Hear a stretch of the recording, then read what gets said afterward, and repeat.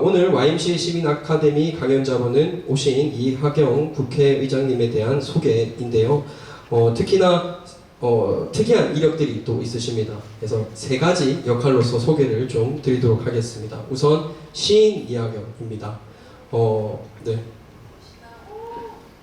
그래서 이하경 부의장님은 험난한 길을 많이 걸어오셨지만 섬세한 또 문학적 감수성을 지닌 시인이기도 하십니다.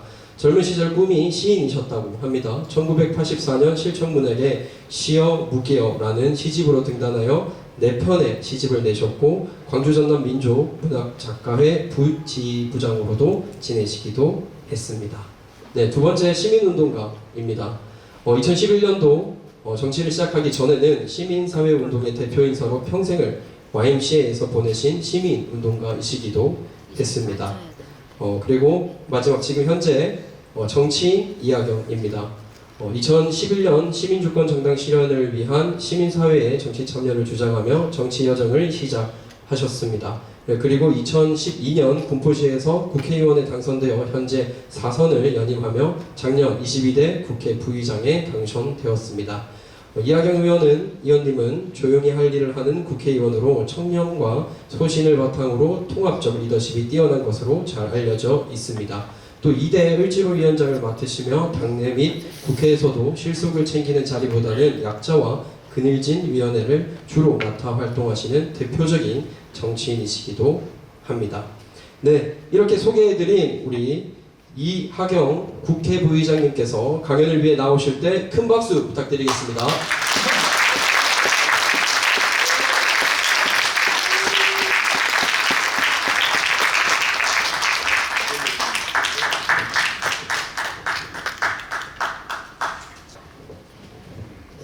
네, 반갑습니다. 이하경입니다.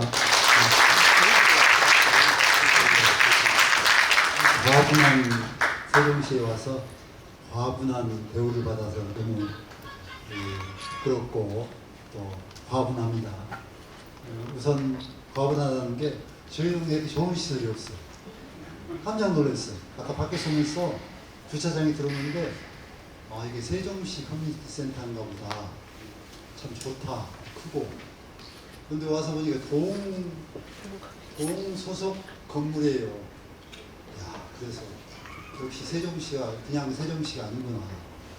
근데 이렇게 좋은 건물에 와서 또 강의까지 하게 돼서 너무 영광입니다. 강의는 아니고 국회의원 하면서 평소에 많이 느꼈던 거 뭐 하고 싶은 이야기들이 있는데 그런 이야기 편하게 하는 자리로 알고 왔습니다. 편하게 해도 되겠죠? 네. 제목이 굉장히 거창스러워가지고 민주주의 회복과 사회 대개혁 이건데 오늘 뭐 이런 주제도 좀 하겠지만 또 막바지에는 좀 더 하고 싶은 이야기를 좀 덧붙여서 오늘날 대한민국이 처한 위기 상황 또 이런 것도 좀 이야기해서 오늘 오신 여러분들이 12월 3일 지켜서 민주주의를 만들어 주셨듯이 이제 또 어려움을 헤쳐나가야 된다. 그런 이야기를 하고자 이 자리에 섰습니다. 중원본 할 텐데 좀 이해를 좀 해주시고 그러나 핵심은 저 사람이 민주주의자고 또 뭔가 사회를 바꾸려고 하고 그것도 밑바닥 큰 뿌리에서부터 바꾸려고 노력하는 사람이다. 그런 거 하자고 주장하는가 보다 하면 오늘 결론이 끝난 겁니다. 네, 또 플러스 알파로 그런데 우리 동네만 열심히 또 가꾸면 동네 가꾸는 것도 힘들고 어려운 일이지만 동네가 아니고 소위 우리 전체 공동체인 대한민국은 또 어디로 흘러가고 있을까? 우리가 아무리 우리 방을 열심히 쓸어도 동네가 막 환경이 나빠지고 괴한들이 쳐들어오고 하면 아무리 내 집안을 다 가꾸어도 그게 안 되잖아요. 아무리 내가 세종시를 잘 만들어도 대한민국 호가 잘못되면 함께 또 침몰하기도 하고 함께 위기가 오기도 해서 그런 이야기를 나중에 좀 더 덧붙여서 하도록 하겠습니다. 이번에 우리가 12월 3일을 겪으면서 정말 큰 공부를 했죠. 여러분 그렇죠? 네. 여기 저하고 비슷한 분들도 계시고 또 훨씬 후배님들도 계시는데 후배님들은 도대체 이게 무슨 난리야? 그리고 뭐 사람도 안 다쳤잖아. 무슨 이게 내란이야? 그렇게 하고 있는 사람이 있는데 또 그래 내란이라고 뭔가 총을 쏘고 막 사람이 죽고 감옥 가고 막 해야 되는 거 아니야? 근데 조용하니 끝났는데 무슨 내란이야? 그런 사람도 있을 수 있을 것 같아요. 그러니까 지금도 내란이 아니라고 하는 분들이 30%가 있죠. 그래서 우리가 민주주의 해온 지가 꽤 오래됐고 그런데도 아직도 이 사태를 뭔지 파악할 수 없게 해놓은 우리의 잘못이 있구나 그런 생각을 듭니다. 그게 아무 잘못이 아니에요. 우리의 잘못이죠. 우리 대한민국에서 살아온 국민들이 내란이 뭔지 모르겠다. 계엄령이 왜 내란하고 연결된지를 모르겠다 하는 정도가 됐으니까. 좋게 말하면 그런 거 걱정 안 해도 그 지난 세월 30년 거의 40년이죠. 87년 6월 항쟁 이후에 태어난 세대들은 태어날 때부터 아무 말이나 하고 살아도 괜찮았고 무슨 말을 해도 뭐 특별하게 손찌검을 하거나 행동을 하지 않는 이상 아무도 신경 안 쓰고 그런 자유로운 국가 속에서 살았으니까 갑자기 어느 날 군인들이 국회에 와서 막 문을 부수고 들어갔는데 아무 일 없이 돌아갔으니까 저거 그냥 해프닝이야. 그렇게도 볼 수 있겠네. 잘 설명해 주지 않느냐. 그래서 그걸 이제 우리가 겪었으니까 왜 그것이 무서운 일이고 큰일 날 일인지를 이제 여기 계신 분들이 또 자녀들한테 차분차분 이야기를 좀 하셔야 될 것 같아요. 그냥 쑥 지나가 버리면 또 다음에 이런 일이 벌어지면 또 잘 되겠지 또 하고 방심하고 당할 수도 있거든요. 그래서 민주주의 교육장으로서 큰 경험을 했는데 이 경험을 잘 살려서 우리 후대들에게 잘 물려줘야 또 이런 일을 겪지 않는다 하는 이야기를 하나 해보고요. 또 하나는 그동안 제가 국회에서 민주시민교육법을 만들어야 된다고 해가지고 제가 YMCA 에 갔으니까 민주시민교육 참 오늘 또 이렇게 와주신 분이 고마운데 안 오잖아요. 뭐 특별하신 분들이 모시는 거지 대부분 아무리 좋은 거 있어도 안 오고 유튜브 보고 다 이제 공부하는 세상이니까 아까 오전에 우리 부의장실에 우리 동네 그 학교 운영위원회가 학생들을 데리고 왔어요. 그런데 와서 이제 자유스럽게 방담하면서 야 엄마들이 야 너희들 국회의원님한테 아무 이야기나 해 하니까 막 깔깔거리면서 하는 이야기가 잔소리 좀 없애주세요. 우리 선생님 잔소리가 너무 많아요. 또 우리 엄마 잔소리 좀 못하게 해주세요. 이제 발전해서 또 방학을 좀 늘려주세요. 다음에는 학교를 없애주세요. 그래서 야 너희들 참 그래도 발랄하게 이야기하는 것이 민주주의 국가에 태어난 아이들답구나 했는데 이제 그것이 이제 자기 삶에서 절제되면서 이제 커야 되겠죠. 그런 발랄한 속에서. 그런데 우리가 민주주의 교육법을 만들자고 제가 국회의원 된 지 이제 10년이 넘었어요. 근데 처음부터 그걸 만들고 싶지 않았겠습니까? 아무리 제도가 좋아도 사람은 끊임없이 학습하고 또 세상을 바로 보는 훈련을 안 하면 제대로 사고할 수 없다. 우리 시민운동 하는 사람들은 그런 사고를 하고 있잖아요. 그래서 끊임없이 체험학습도 하고 또 토론회도 하고 하는 것이 뭔가 나와 다른 생각을 하는 사람들하고 대화하면서 뭔가 고쳐가는 것. 이거 훈련하는 건데 쉽지 않아요. 오늘 밤도 다 TV 보고 싶지 여기 나오고 싶겠어요. 어렵거든요. 그래서 동네에서 제가 들으니까 독일은 지금은 어쩐지 모르겠는데 한 20년 전에 독일 갔다 온 사람이 하는 이야기가 독일이냐 대단한 나라야. 뭐가 시민들이 모여서 한 10명 모여서 나는 무슨 책을 사서 공부할래 하면 그 비용을 신청하면 준다는 거예요. 꿈 같은 이야기잖아요. 여기 동아리 활동하시는 분들이 있는데 동아리 활동하는데 나 이번에 우리 어디 체험학습하러 가니까 차비를 좀 지원해달라. 그러면 독일은 해준다는 거예요. 그래서 야 역시 독일이구나. 그래서 민주시민교육부 만들려고 했는데 그게 지금까지도 못 만들었어요. 그런데 크게는 민주당이 열심히 안 했고 또 민주당과 반대된다면 민주 뭐 시민 뭐 이런 거 하면 막 뒤에 자빠진 사람들이잖아요.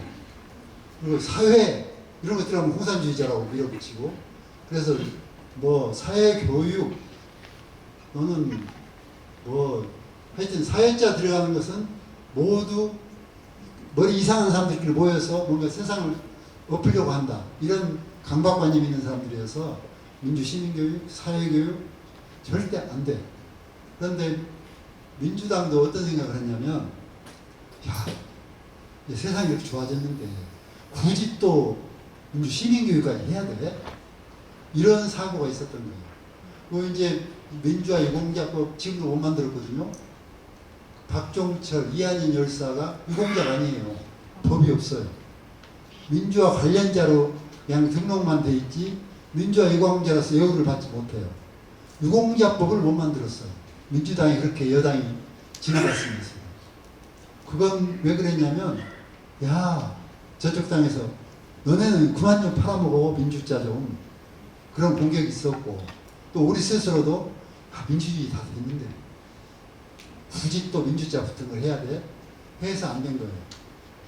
그리고 여러분도 그랬을 거예요. 이제 민주주의 뭐 그거 당연한 거 아니야? 또 저희 민주당을 공격할 때 제일 센 공격이 뭐냐면 586 너희들이 다 해먹는다. 정치 너희들이 이제 완전히 구태야. 너희들 물러가. 근데 민주자 지금 그만 팔아먹어 했잖아요. 586. 그렇게 민주가 공격을 받고 사실은 도외시되고 했거든요. 그런데 12월 3일 딱 지나고 나니까 어때요? 아, 우리 사회가 아직 민주화가 된 나라가 아니구나. 첫 번째. 두 번째, 민주주의는 끊임없이 지키지 않으면 무너지는구나. 무너질 수 있구나. 이렇게 허약한 거구나. 여러분 보셨잖아요. 그 다음에 이제 동네가 민주가 얼마나 폄훼되냐면 좀 몇 마디 동네 모임에서 이야기하면 야 말만 하면 빨갱이야. 그만해. 그리고 대장이 야 이렇게 합시다 하면 거기서 몇 마디 말하면 아 귀찮게 왜 자꾸 태클 걸어. 말을 막잖아요. 그리고 뭐 형님이 하라는 대로 해. 회장이 하자는 대로 해. 이게 다 반민주적인 거거든요. 누가 지도자가 이리 와 해서 따라가는 게 사실은 반민주거든요. 왜 가니? 나는 가기 싫어 하면 그걸 붙들고 아니야 이 길이 더 나아. 함께 가자. 설득하고 이 과정이 민주인데 이걸 하면 사람들이 귀찮아하고 우리도 귀찮아요. 집에 가면 아버지가 그러잖아요.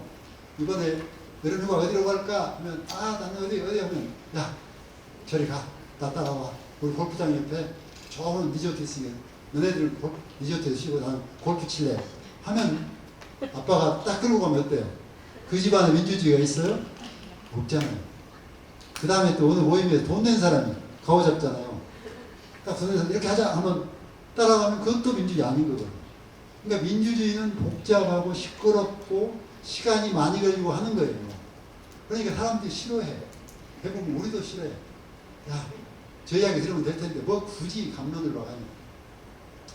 그래서 민주주의는 시끄럽고 시간 오래 걸리고 또 완전히 그냥 뭐 풍지박산되는 것 같고 조직이. 그래서 민주주의는 시끄럽고 어렵고 시간이 많이 걸립니다.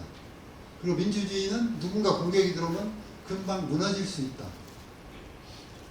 한데 그렇다고 그러면 민주주의 하지 말 거냐? 이번에 우리가 당해봤잖아요. 그렇다고 그러면 윤석열 대통령 하고 싶은 대로 용인할 거냐? 어때요? 용인할 수 있어요? 도저히 안 되지. 윤석열 정권 생각해보면 최근에 사람들 만나면 야 이렇게 세상이 평화롭고 좋은 거. 왜 우리가 그동안 이렇게 힘들게 살았지? 다시 찾은 일상. 이게 느껴지죠? 여러분, 다시 찾은 일상. 이 조용하고 그냥 날마다 똑같은 일을 하는데 그것이 얼마나 소중했던 건지. 근데 되돌아보면 지난 3년 동안 얼마나 많은 일이 있었습니다. 처음에 나는 청와대 버리고 용산으로 간다고 할 때부터 기가 막혔어요. 청와대 너무 좋잖아요. 뒤쪽 북악산도 좋고 따뜻한 감싸고 있고 또 군사적으로도 안전하다는 거 아니에요.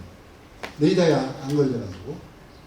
그리고 청와대 그 경복궁 앞에 뒤에 있어가지고 얼마나 거기가 고지적하고 아름다운 공간입니까. 근데 갑자기 용산으로 간다고 해서 시민과 소통하러 간다 하니까 종합청사까지 나오는 것은 나도 해볼만 하다. 거기서 출퇴근하고 거기서 출퇴근하면 참 보기 좋겠니. 근데 용산으로 옮기는데 생각해보니까 그 맥없는 장성들 다 쫓아내고 그 불과 며칠 사이에 다 짐을 싸게 한 거 아니에요. 그 과정이 얼마나 폭압적입니까. 내가 결정했으니까 다 따라. 그 국민과 한마디 상의 없었잖아요. 그 큰 일을 하면서 대통령이란 궁을 만들면서 한마디 국민한테 상의 한 번 해본 적 없이 돈 계산도 안 해보고 그리고 갈 사람들한테 충분히 시간을 줘야죠. 이사 갈 사람들한테. 야, 미안하다. 최소한 이 정도는 해야지. 미안하다. 그러나 좀 비켜주래. 대신 2달간 여유 줄게. 그냥 2달간 나는 그냥 청와대 잠시 머물다가 옮겨올게. 이게 순리적인 거거든요. 근데 딱 나는 그 사건 하나 보고 저 사람 이상한 사람이네. 근데 그 뒤부터 계속 사건이 터졌잖아요. 제가 자료를 봤는데 저도 기억이 안 나서 첫 번째 이제 민주주의를 어긋내기 시작하는 거예요. 보시면 장차관, 비서관, 공공기관 임원, 대통령실 등의 검사, 전현직 검사가 117명이래요. 우리 이제 보좌관께서 정리해서 지금 써놓은 분인데 나도 이렇게 많은 줄 몰랐어요. 다 사람 잡아들이고 형벌 때리는 그런 사람들이 117명이 공적인 자리에 금방 다 차고 들어온 거예요. 그러니 그 기관이 민주기관이 되겠냐고. 그 다음에 우리가 검찰이 그럴 줄 알고 문재인 정부 마지막 주에 급하게 검수완박법을 만들어가지고 두 개 그게 기존에 6개가 있었는데 경찰이 다 하고 6개가 있었는데 그 중에서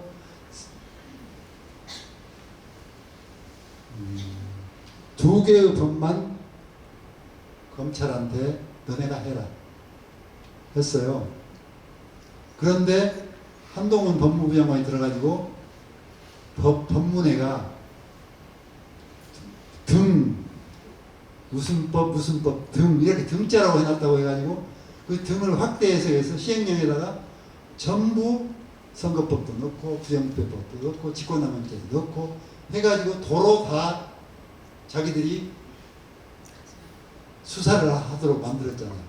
그래가지고 직권남용죄를 물어서 전직 문재인 정부 때 환경부 장관, 산업부 장관 등등 4대강 원자력발전소 또는 이런 것 그 절차 안 지키고 대통령이 지시했다고 대통령까지 집어넣으려고 직권남용죄로 걸려고 했던 거 아니에요.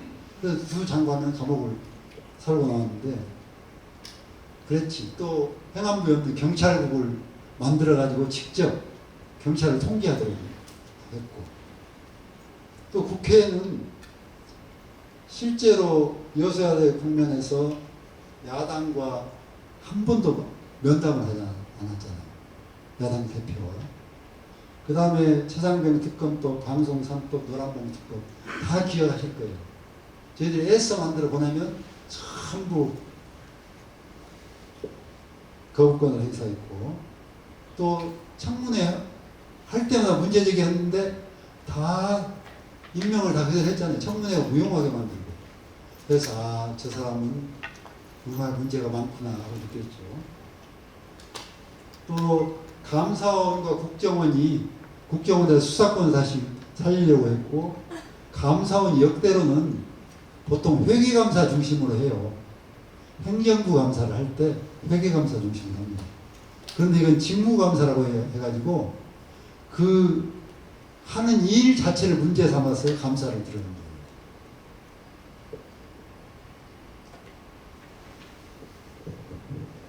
그 다음에 우리 불과 들어간 지 양평 고속도로, 그걸 이미 기재부에서 다 예타까지 치른 그 노선을 어느 날 바꿔버린 거 아니에요. 근데 그 취임하자마자 바꾼 것 같아요. 지금 이제 특검 해봐야 알겠지만. 근데 그건 공무원들 사이에서는 불가능한 일이에요. 공무원들 사이에는 밑에서 다 절차를 밟아 올라오기 때문에 변경하려면 그 절차를 거꾸로 다시 밟아야 되는 거예요.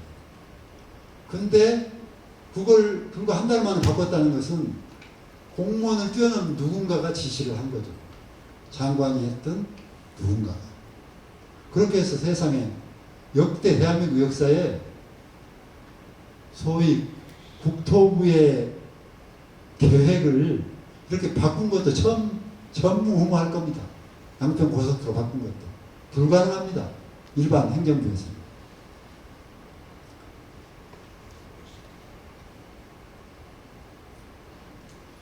그리고 소위 검찰이 이재명 대표를 비롯해서 얼마나 수많은 전 정부의 공무원들을 불러들이고 수사로 탄압하고 또 시민사회도 탄압하고 불러들이고 얼마나 남용을 했습니까?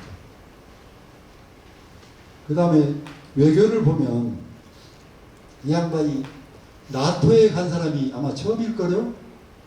우리가 보통 나토는 북대서양 조약기구라고 학교 다닐 때 배웠잖아요. 북대서양이 대한민국에서 제일 먼 데예요. 미국을 넘어야 북대서양 갈 수 있어.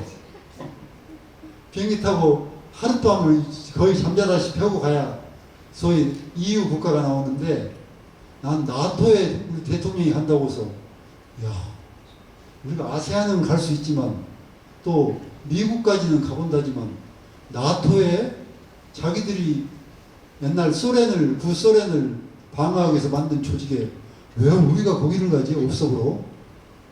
근데 이유가 있었던 거예요. 그게 소위 나토에 감으로 해서 미국이 지금 어떤 계획을 세웠냐면, 그 유럽에는 나토라는 국가로 해서 소위 구소련을 이렇게 확대되는 걸 막았는데, 동북아에는 그런 조직이 없잖아요. 동북아에 그런 조직을 만들려고 했다. 동북아에 나토를 만들고 싶었다. 그래서 그걸 이제 소위 준비 작업으로 간 거예요. 송내가. 그러니까 거기 가서 우리 최상목 부총리가 뭐라고 했냐면, 이제 중국은 필요 없다. 우리는 중국으로부터 이제 벗어나와야 된다.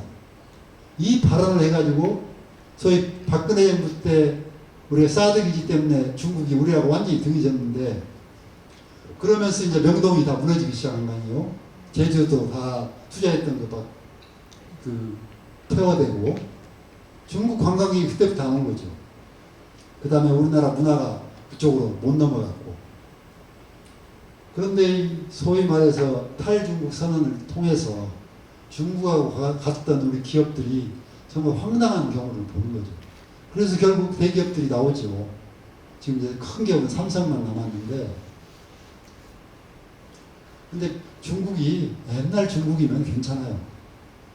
옛날 중국이면 무시하고 못 사는 나라니까.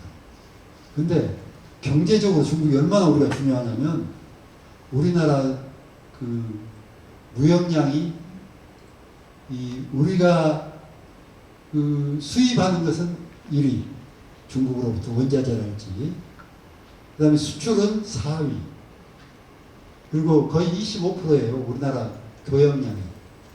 그러니까 미국보다 교역량이 많은 거죠. 그래서 옛날같이 호황일 때보다 지금은 많이 죽었지만 올해부터 작년부터 역조라고 하더라고요. 그 전까지는 중국을 통해서 계속 우리가 돈을 벌었던 거예요. 근데 이제 중국이 따라 올라와가지고 점점 이제 우리가 원자재랄지 사오다 보니까 이제 역조가 시작했는데, 그래도 중국의 원자재 없이 우리가 살아갈 수 있나요? 요소수 사건 아시죠? 제가 산업부 위원장 할 때인데, 그때 요소수가 없어가지고 정말 정부가 헛짓을 했어요. 그때 문재인 정부가. 그 딸랑 요소수 우리 주유소 가서 사서 넣는 거. 그것 없으면 트럭이 다 쉬는 거예요. 트럭이 쉬면 어떻게 돼요? 나라의 경제가 다 쓰는 거죠.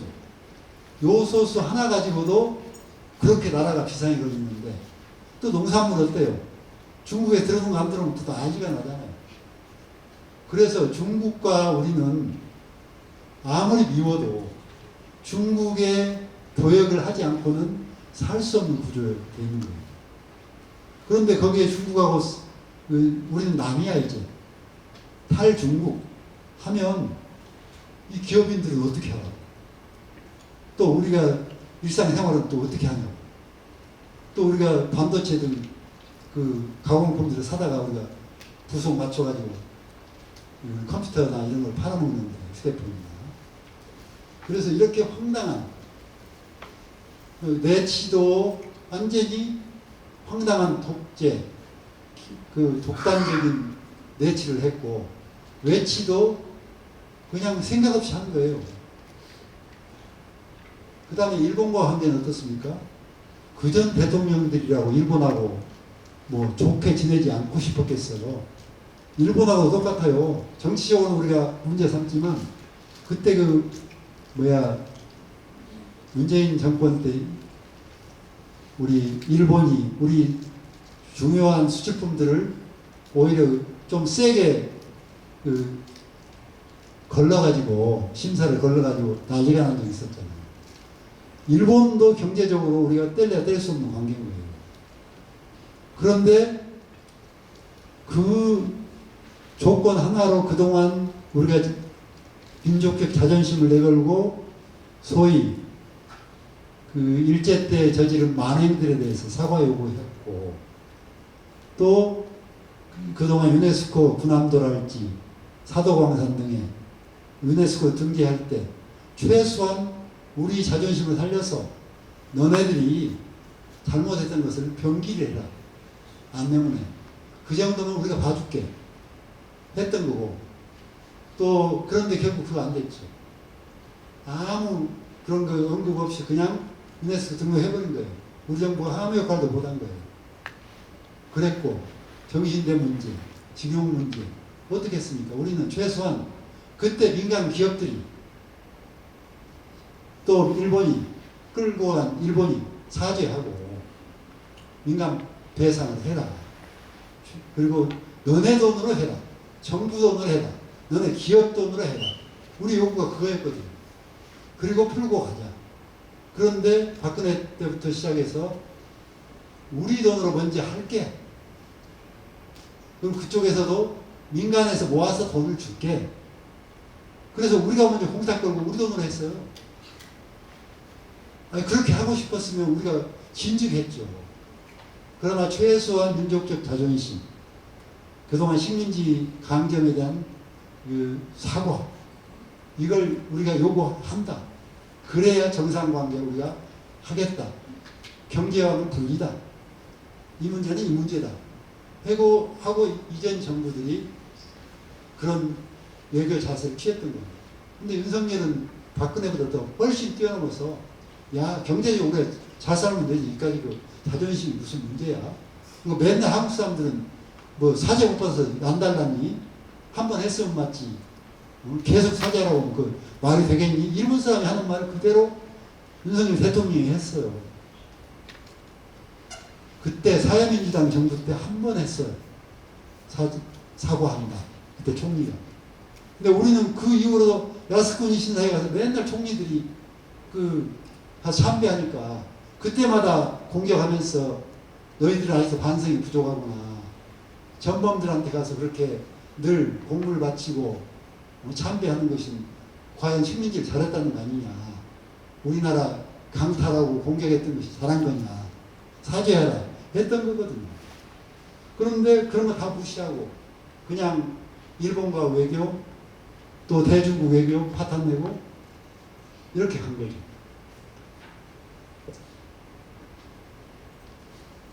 또 독도는 어땠습니까? 국방부 교재에 심지어 독도는 영토 분쟁 지역이다. 지금 분쟁 지역을 만들지 않기 위해서 우리가 조심하는 거거든요. 분쟁 지역 가면 영국에 있는 사법재판소에 가면 분쟁 지역에 가면 거기서 다룰 수가 있어요. 근데 분쟁 지역이 아니고 그냥 조용한 실효적 지배를 하고 있으면 이게 사법재판소에서 국제 사법재판소에서 다룰 수가 없어요. 일본은 어떻게든 교과서에 넣고 해가지고 분쟁 지역을 만들려고 하거든요. 근데 우리 국방부가 먼저 분쟁 지역이라고 표기하면 나중에 사법재판소에 가면 너네 국가의 자료에도 분쟁 지역으로 표현했잖아. 그래서 반반 쪼개든지 아니면 공동수역을 하라고 하면 우리가 얼마나 손해입니까? 그러니까 이게 앞뒤도 없고 자존심도 없고 신의도 없고 그냥 이런 형편없는 사람한테 우리가 국정을 맡겨놓거든요. 그래서 그때 어떻습니까? 사람들이 우리 민주당한테 야 너네들 어떻게 해봐. 죽겠어. 못 보겠어. 매주 이제 한 중간쯤부터는 서울에서 집회를 시작했잖아요. 물러가라. 근데 물러나게 할 방법이 있어야죠. 이 법이란 건 무섭잖아요. 절차라는 것은. 아무리 내 마음에 싫어도 법에서 어긋난 일을 하지 않으면 물러날 수가 없는 거예요. 더더구나 대통령은 일반 법을 어겼다고 해서 그걸로 해서 대통령 직위에서 물러나게 할 수가 없어요. 유일한 법이 내란죄예요. 내란을 획책했을 때, 내란죄에 걸렸을 때만이 유일하게 사법적으로 판단을 할 수 있는 거예요. 재판을 할 수 있는 거예요. 내란죄는 딱 수개로 걸리면 사형 아니면 무기예요. 그 밑에는 없어요. 무서워요. 내란죄가. 그런데 마음에는 안 드는데 그래서 우리가 항상 알았습니다. 지역구에만 가면 야 좀 어떻게 해봐. 적고라지를 어디에 앞으로 몇 년간 더 보라고 나라 망하게 생겼다. 그랬는데 속은 답답하지만 어떻게 할 방법이 없었는데 12월 3일 딱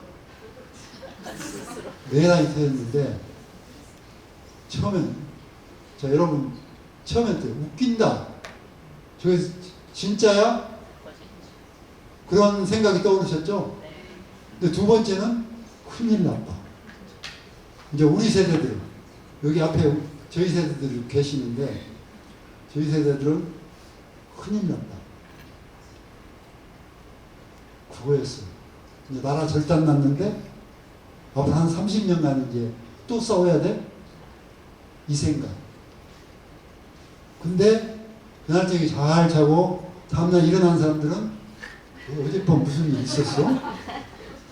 그런 생각이 됐을 거예요. 그러다 곰곰이 생각하면 큰일 났을 뻔했네 하는 분들은 이제 이 촛불이나 이거 봉을 들고 거리로 나왔고 뭐 그러다 말았겠지 별볼일 없었는데 한 사람들은 지금도 뭐 별볼일 없었을 거야 왜 그래 이런 분들도 있었을 거예요. 그런데 이제 정신 차리고 계엄을 해제해놓고 생각하니까 속으로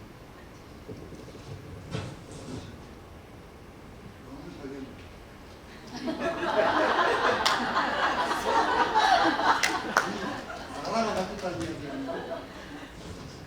내란죄 외에는 몸을 낼 수 없는데 이 광장이나 내란죄 오간이나 괜찮은데 전 내란죄 오간이고 나머지 마음대로 돌아가는 적용이 안 들어가요. 우리가 짐승 벼슬 볼 때 우리 개 프로그램 보면 하고 여기 들어야 했는데 딱 들어갔다가 더 나오고 어떻게 쏙 들어가겠어?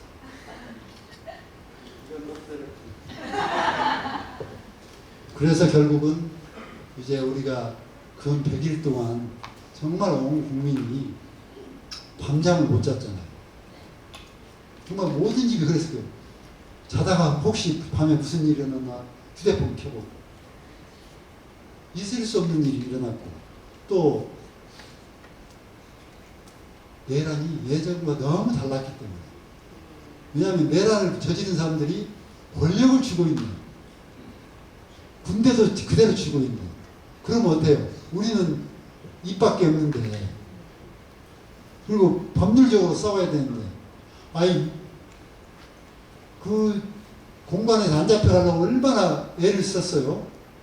스크럼을 짜고 막 그 경비대를 세워서 그래서 우리는 세상에 내란죄를 저지르고도 호의호식하고 대통령 궁에서 살고 있다니 그걸 용납이 안 됐고 또 날마다 뭔가 반칙을 꿈꾸고 다 계획할 텐데 우리가 그걸 이길 수 있을까 그 불안이 컸고 근데 아침에 두 번째 공수처를 만들어서 그 힘없는 공수처가 그래도 가서 잡아다 넣었으니까 아이고 참 이제 좀 그래도 발 뻗고 좀 눕겠네 했는데 어느 날 또 나왔어.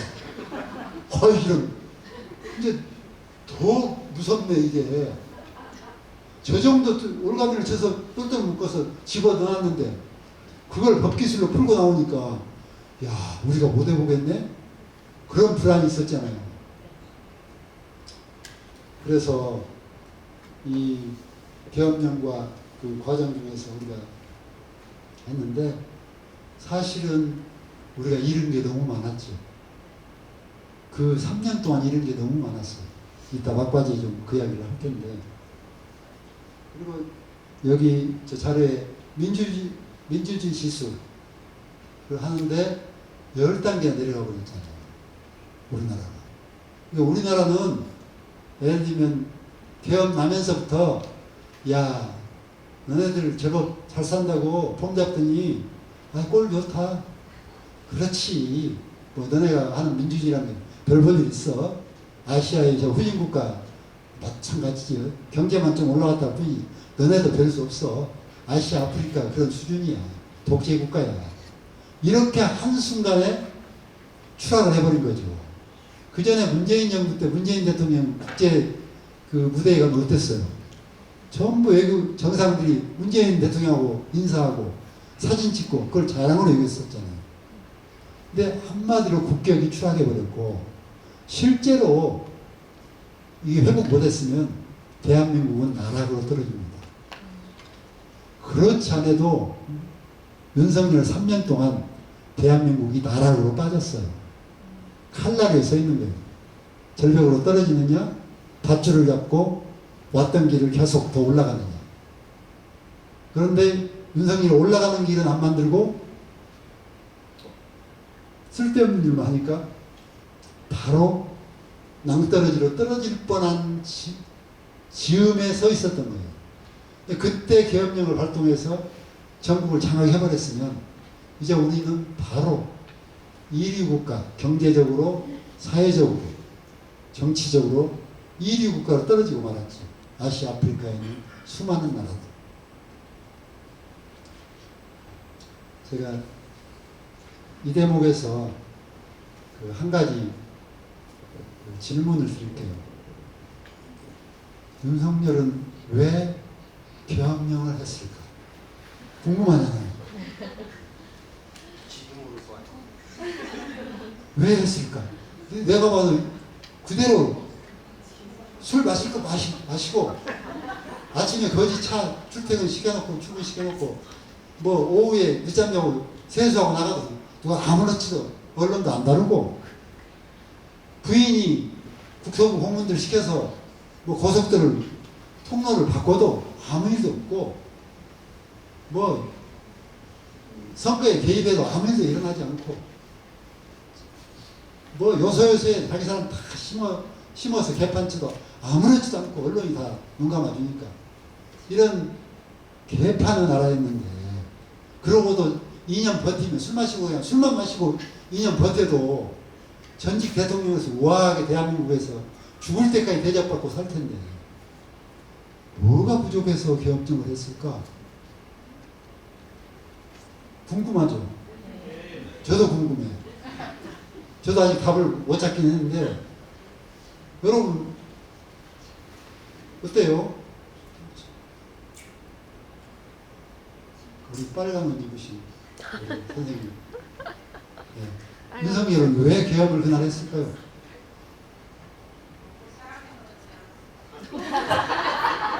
아, 자기 마누라 잡혀갈까 싶어서. 아, 명태균이 뭐 깐다고 하니까 거기 나오면 처음 통화하는 거 다 나올 텐데 그러다가 진짜 특검에서 잡혀가는 거 아니야? 저는 그것도 윤석열 수준에서 그럴 수 있겠다 싶어요. 윤석열 수준 진짜 사랑하는 마누라가 어떻게 특검에 나가? 나도 나가기 싫은 특검을 마누라를 어떻게 나가게 하냐? 그래서 검사도 따로 황제 검사를 불러서 검사 받았잖아요. 조사 받았잖아요. 그것도 하나의 이유일 수 있다. 또 우리 저기 선생님. 퇴임 후에 부인과 부인과 그 지은 죄들이 본인이 검찰총장 출신이기 때문에 나중에 법 계산을 해보면 도저히 자기가 빠져나갈 구멍이 없어서 에라 모르겠다. 그러니까 이제 사랑하는 마누라 때문에 발각날까 싶으니까 특검 못 가게 하려고 명태균 게이트를 막으려고 했던 거고, 우리 선생님은 한 발 더 떠서 마누라 편에 나도 지은 죄가 많아서 이거 나 이 자리에서 내려오면 내 명예 못 살겠는데 뭐 그것도 맞는 말이죠. 지은 죄가 이렇게 많으니 나중에 다 드러나면 자기도 감옥 가야지.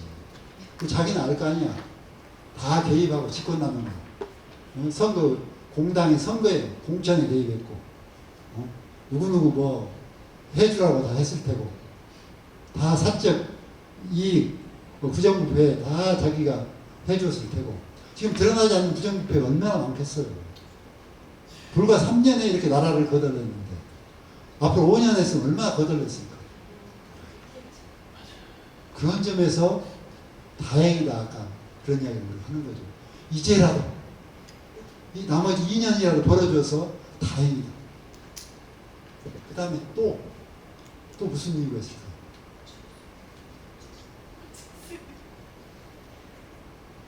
저는 좀 추상적인 이야기인데 혼자 결정한 것 아니었을 거다.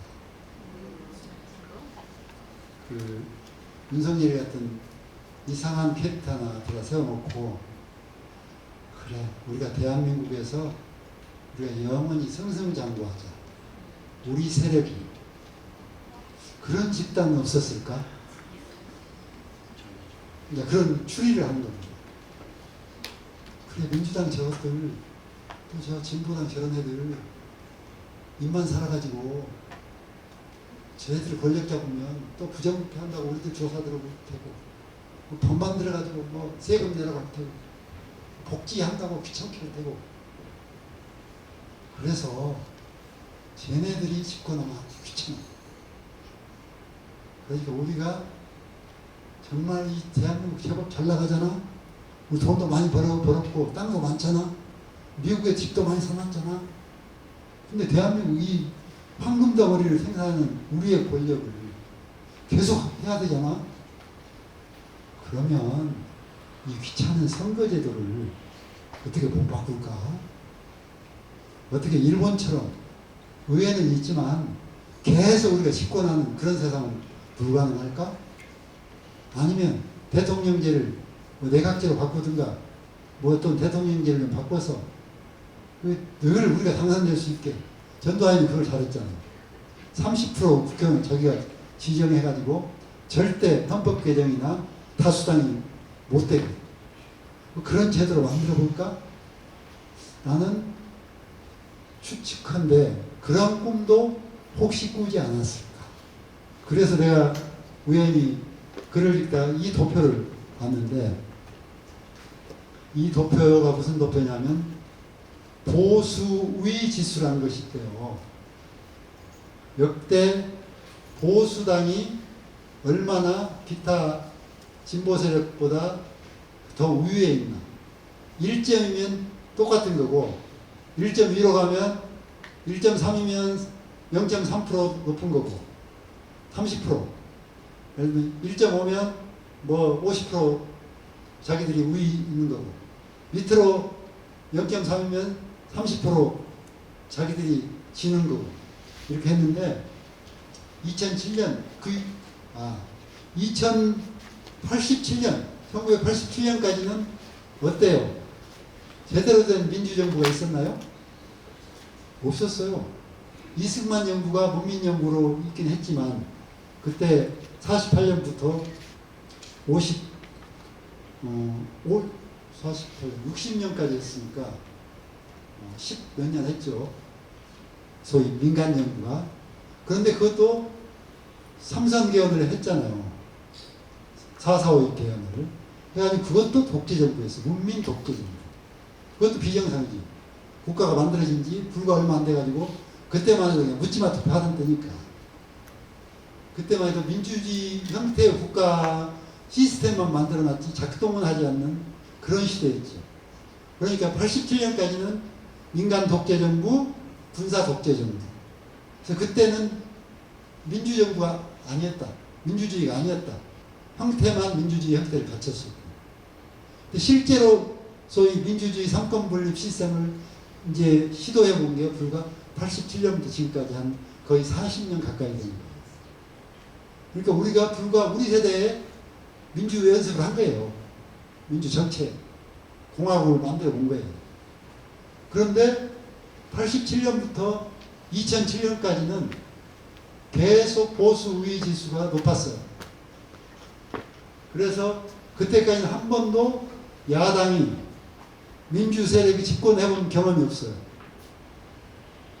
그리고 그러다가 이제 2008년도 총선 때까지도 지고, 2010년 지방선거, 12년 총선, 12년 대선, 12년 대선 때도, 12년 대선이 박근혜 대통령이 당선됐잖아요. 근데 왜 대선이 밑으로 내려가있지? 보수 우위로 가야 되는데 저건 좀 이상하다. 근데 비로소 2016년 총선 때 0.98로 내려옵니다. 그리고 계속 떨어집니다. 17년, 18년까지. 20년 총선도 가까스로 우리가 또 다수당이 됩니다. 2022년 대선도 우리가 가까스로 치죠. 윤석열 때. 그리고 윤석열 이후에 지방선거는 대폭 집니다. 지금 세종시도 그때 져서 지방자치단체장이 넘어갔잖아요. 그런데 2024년도에 0.81로 또 떨어집니다. 그러니까 큰 경향에서 올라치려다가 다시 떨어진 거죠. 그러니까 어때요? 지금 2012년부터 2016년부터 투표 색깔을 한번 보세요. 지도에. 소위 동부, 강원, 경북, 경남이 붉은색. 그 다음에 수도권, 충청, 호남, 제주도가 파란색. 이렇게 구도가 짜이기 시작합니다. 그런데 이쪽 인구가 훨씬 많아요. 소위 충청, 경인, 서울 세 군데를 합하면 나머지가 해볼 수가 없어요.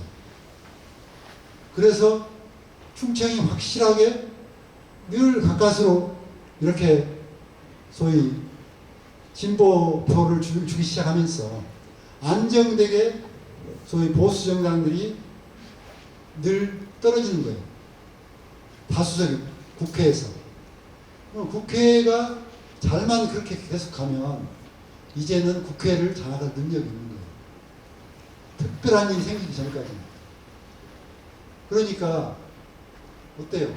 국회에서 법을 다 만드는데 국회를 장악 못하면 대통령이 아무리 잘하고 싶어도 법이 뒷받침해 주지면 안 되는 거예요. 윤석열이 그러니까 5기로 계속 거부권 행사하는 거예요. 근데 거부권 언제까지 행사하겠냐. 그러니까 거부권 행사하다가 고민들을 했겠지. 야, 나 앞으로 2년 동안 계속 거부권 이렇게 해야 돼? 그래가지고 내가 유지할 수 있을까? 그런 불안감이 없었겠어요? 그 다음에 그 주변에 있는 세력들, 사돈네 팔촌들. 난 서울에 사돈네 팔촌 그룹이 있다고 봅니다.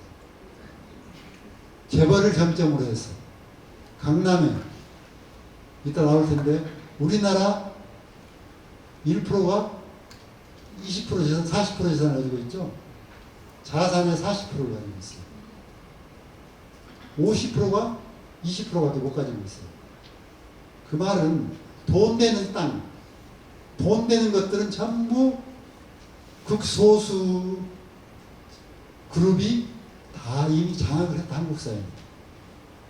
그래서 정치만 받쳐주면 영원히 자기들이 이 한국, 대한민국이라는 나라에서 사돈네 팔촌끼리 다 좋은 자리 나오면 일자리도 서로 나눠주고 장관도 내 사람 시키고 그 다음에 차관은 누집 사돈네 그 아들 시키고 또 우리 기업의 총수는 저기 또 누구 시키고 동창 누구 시키고 장차관 그 다음에 저기 판사 이번 대법원장은 누구네 집 사돈 그 어르신 점잖으니까 거기 시키고 이러면서 전부 상층부 그 하이라키 그룹을 딱 인맥으로 짜가기 시작하면 뭐 뚫을 수가 없는 거예요. 그리고 거기다가 언론까지 있잖아요. 이제 방송까지 있잖아요. 그리고 열심히 조중동 우리나라 언론에 신문지 언론에 한 8, 90%는 다 저쪽으로 밀어주니까. 그래서 유일하게 선거직들만 못 해버린 거예요. 뭐 지역도 마찬가지죠. 의회가 생겨가지고 동네에서 유지들끼리 다 해먹고 싶어도 옛날 같으면 엉뚱하게 뭐 젊은 청년이 우리 세종시도 마찬가지지만 뭐 별로 지역에서 알지도 못한 청년이 어느 날 시의원이 돼가지고 막 큰소리 치고 뭐 시장한테 삿대질하고 하는 게 또 나오고 국회도 보면 뭐 진보당의 젊은 뭐 여성이 나와가지고 막 기센 장관들한테 막 따지고 그러면 야 우리가 이런 수모를 당해야 되니? 우리가 만든 대한민국 이렇게 세계 10대 무역대국을 만들었는데 우리가 누집자손인데 우리 아버지가 대재벌 총수인데 아이 저 강남 우리 사는 우리한테 뭐 세금 내라고 뭐 집 뭐 15억짜리 이상은 뭐 종부세를 때린다고 이러니까 안 되겠네. 안 되겠네. 뭘 좀 바꾸긴 해야 될 모양이요. 난 그 큰 컨센서스가 있었을 거라고 추측합니다. 서울에 가보면요. 이제 대한민국이 만들어진 지 한 70년, 거의 100년 되잖아요. 그러니까 48년만 이제 불과 28년이니까 20년만 있으면 대한민국 100년 되는 거예요. 100년 되니까 이제 귀족들이 생긴 거예요. 소위 자위는 없지만 부의 귀족들이 생겨나는 거죠. 3세대, 4세대까지 생겼잖아요. 거기에 참 인맥이 어때요? 얽히고 설키면 그 중에 공부 잘하는 놈도 나오고 또 기업 물려받은 놈도 나오고 외교관도 나오고 장관도 나오고 판사도 나오고 그럴 거 아닙니까? 그래서 그 사람들이 자 사법부, 입법부는 좀 다르고 사법부, 행정부 또 언론계 다 상층부를 장악했다고 보십시오. 여러분 그런 사회 누군가가 계획을 외치면 다 죽여가면 하루아침 날아가는 그런 구조 속에 대한민국이 서 있다고 생각해봤어요. 여러분 시민운동 할 수 있겠어요? 시민들의 목소리가 먹힐까요? 동네에서 조그마한 것은 고칠 수 있겠죠. 동네 꽃길 가꾸기도 하고 예를 들면 동네에서 서로 모아가지고 뭐 사회복지협의체에서 어려운 사람 돕고 이런 시민운동은 가능하겠죠. 그러나 국가의 세금을 고르게 더 내자. 이번에 금융세를 좀 더 내자. 돈 벌었으면 돈 내야지 하는 목소리가 그냥 언론에서 야 나라가 성장해야 되는데 세금을 내라고? 그럼 나라 무너져 하면 우리가 쏙 들어가잖아요. 그런 나라의 틀을 바꾸고 나라의 개혁을 하기 위한 목소리는 설 자리가 없어지죠. 그런 사회가 그대로 유지됩니다. 그래서 나는 그런 사회를 만들고 싶었을 거다. 소위 상류층의 누군가 그룹들은. 그래서 우리끼리 다 해먹어야지. 그리고 국회도 좀 어떻게 내각제로 해서 대통령도 국회의원 중에서 좀 우리가 후원금 많이 내면 그 사람이 부총리도 하고 좀 했으면 좋겠어. 이놈의 대통령은 누가 될지를 몰라. 도대체 예측 불가야.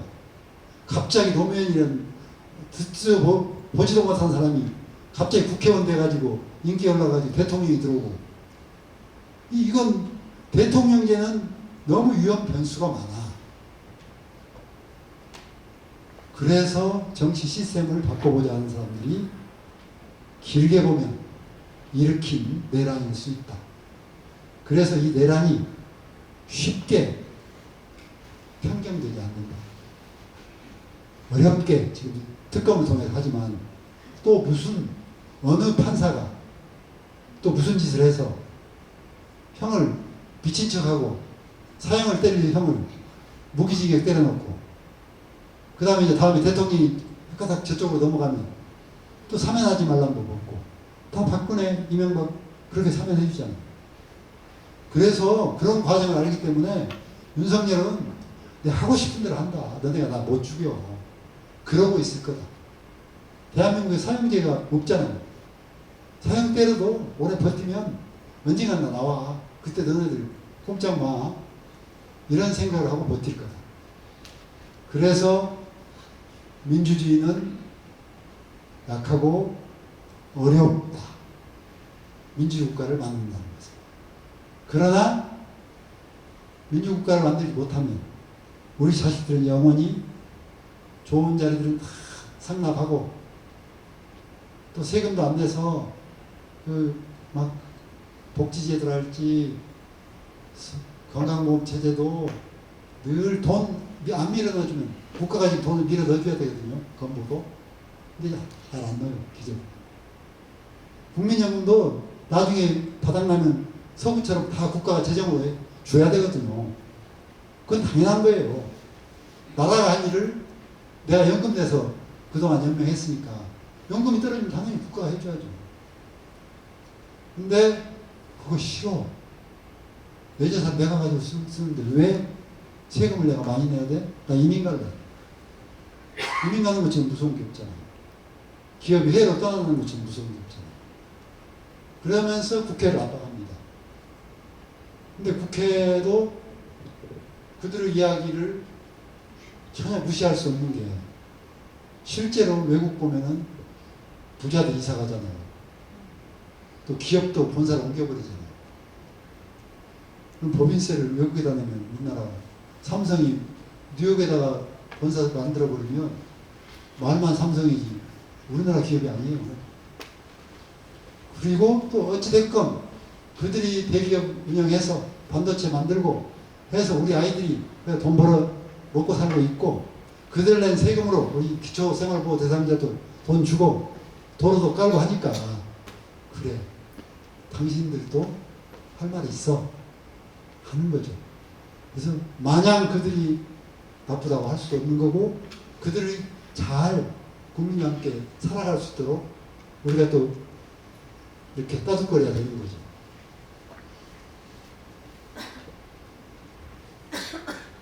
지금 몇 분 지났어요?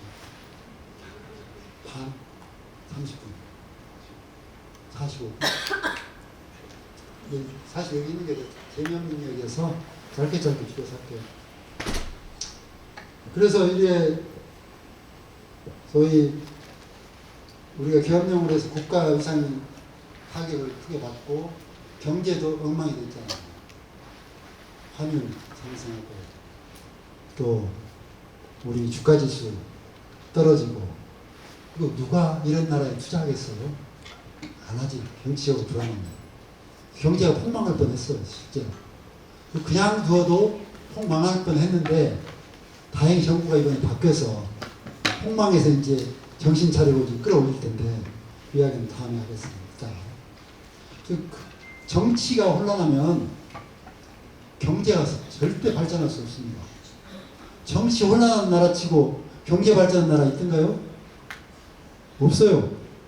쿠데타 나면 그 나라 망하는 거예요. 우선 신뢰 지수가 떨어져서 자본들이 안 들어옵니다. 다 빼갑니다.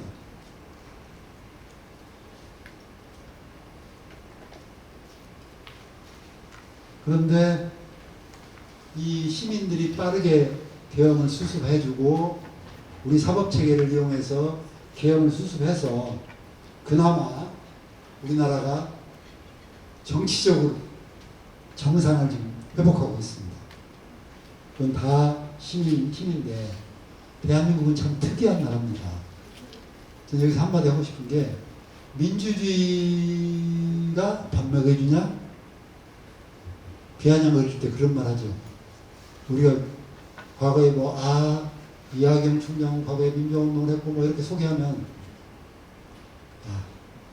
그것이 언제적 일이냐? 민주화가 밥 먹여주냐? 586 너네들도 다 권력자 됐잖아. 근데 실제 이번에 586 세대의 국회의원들이 국회를 주류 세력이었으니 그렇게 신속하게 한 거예요. 옛날 경험이 살아가지고 빠르게 한 거예요. 그래서 민주주의가 나라를 살리고 나라가 안정돼야 경제가 성장하니까 어때요? 민주주의가 밥 먹여주는 거예요? 안 먹여주는 거예요? 민주주의가 밥 먹여주냐고 비아냥거렸던 사람들한테 우리가 이제 당당하게 말해야 돼요. 봐라, 민주주의가 밥 먹여주지? 너네 나라 개판됐으면 기업 못해. 외국 돈 안 들어와. 코스피 지수 떨어져. 다 망해. 민주주의가 밥 먹여주는 거예요. 나라 국정이 안정돼야 경제가 꾸준히 성공할 수 있는 겁니다. 밀고 나갈 수 있는 겁니다. 경제는 정치하고 민감하게 연결되어 있습니다. 국가가 불안하고 통치자가 불안하면 기업이라고 안정되게 기업 운영 되겠냐고요. 그래서 어떻게든 정치적인 안정이 되고 나서 경제가 성장한다. 그래서 민주주의가 밥 먹여준다. 우리는 자신있게 어디 가서 누가 비아냥거릴 때 봐라 임마 12월 3일날 잘못됐으면 이 나라 제대로 됐겠어? 경제 성장했겠어? 그때 우리가 시민들이 들고 일어나서 지켰으니까 나라가 이렇게 견딘 거야 이놈아 하고 자랑스럽게 우리 국민들의 민주주의 그 강고한 의지 저 성과를 자랑해야 됩니다. 우리가 2002년에 효순이 미수인 사건으로 촛불을 들었고 또 노무현 대통령 탄핵됐을 때 촛불을 들었고 광우병 파동으로 인한 미국산 쇠고기 수입 반대 때 촛불을 들었고 그리고 박근혜 최순실 국정농단 때 촛불을 들었습니다. 세계적으로 이런 나라가 드뭅니다. 일본 시위한 거 봤어요? 일본에서는 1000명 모이면 정말 많이 모입니다. 우리나라하고 기가 차랍니다. 일본 사람들은. 근데 또 역으로 일본 사람들은 한 번도 이 권력에 저항해 본 역사가 있기 때문에 옛날 사무라이 정권 때 그때는 저항하면 다 죽이잖아요. 무신 정권입니다. 그리고 소위 천황기하에서 천황한테 반기 들면 그건 우리나라 같은 국가보안법이거든요. 그래서 국가를 상대로 국민들이 저항을 할 생각도 못하고 해보면 경험이 없는 거예요. 그래서 그런 이해 못하는 사람들이 그런데요. 한국 사람들 성격이 이상해. 굉장히 괴팍한가 봐. 정부하고도 싸운대. 이렇게 이해하는 사람도 있고 실제로 시민운동 이런 사람들도 놀래고 어떻게 그렇게 많은 사람들이 모여서 너네는 권력을 무너뜨리냐? 그런데 서구 나라는 깜짝 놀라는 거죠. 어떻게 아시아 저 작은 나라가 경제적으로 성장하는 것만 뭐 봤더니 민주주의도 엄청나게 세게 하잖아요. 그래서 대한민국은 소위 한강 작가의 말씀처럼 이 내란을 하고 이런 경험 또 5.18을 겪으면서 그 죽어간 사람들의 미안함, 죄스러움 이런 것들이 우리 안에 쌓여가지고 다시는 이런 일을 겪지 않아야지. 군합발에 내 자식들이 살게 하지 않아야지.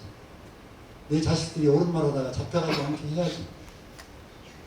내가 그런 세상은 절대 안 물려줄 거야 하는 부모들의 마음.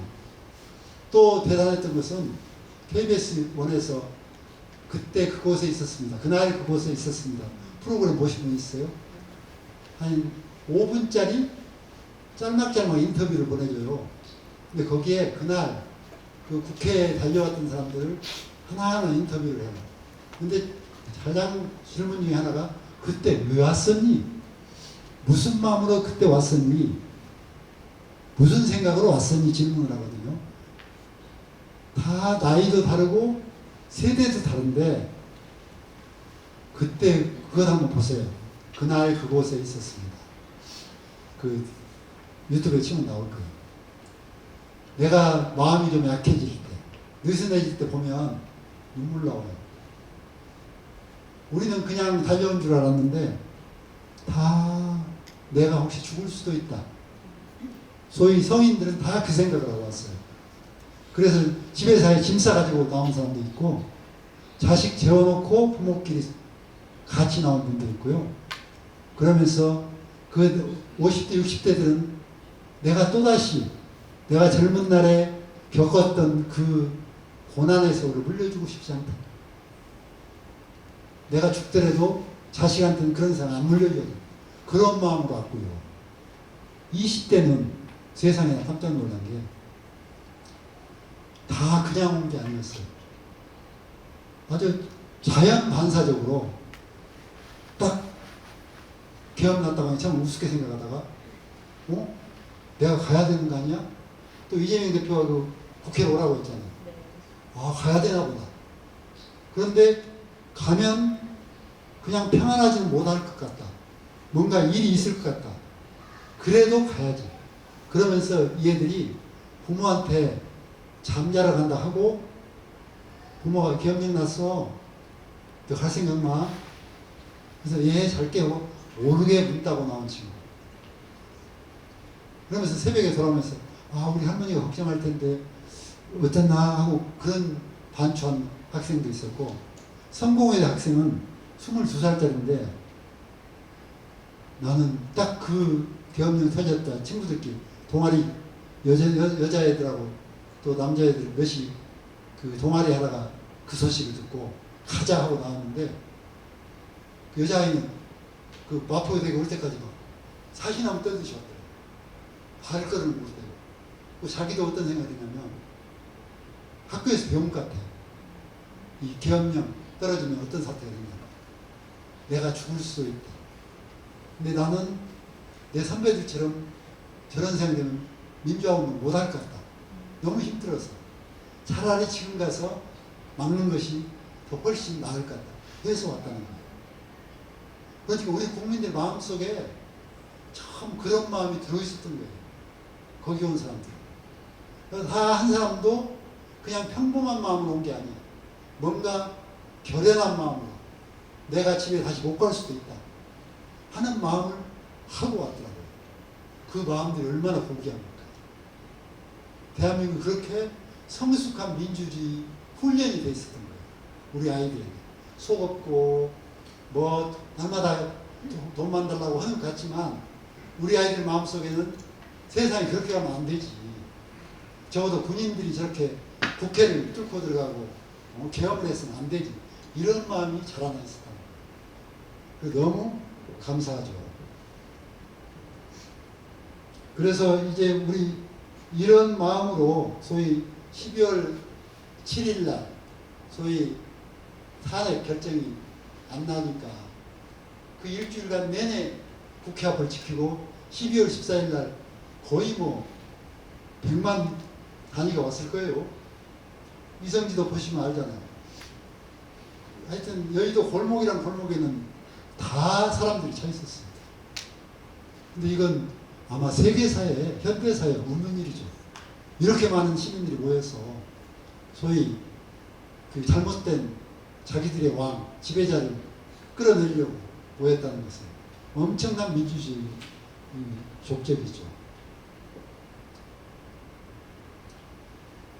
그래서 4월 4일 날 헌법재판소의 판결을 한번 여러분 들어봅시다. 피청구인의 위법 행위는 국민의 신임을 배반한 것으로 헌법 소의 관점에서 용납될 수 없는 중대한 법 위반 행위에 해당합니다. 피청구인의 법 위반 행위가 헌법 질서에 미친 부정적 영향과 파급 효과가 중대하므로 피청구인을 파면함으로써 얻는 헌법 소의 이익이 대통령 파면에 따르는 국가적 손실을 압도할 정도로 크다고 인정됩니다. 이에 재판관 전원의 일치된 의견으로 주문을 선고합니다. 주문: 피청구인 대통령 윤석열을 파면한다.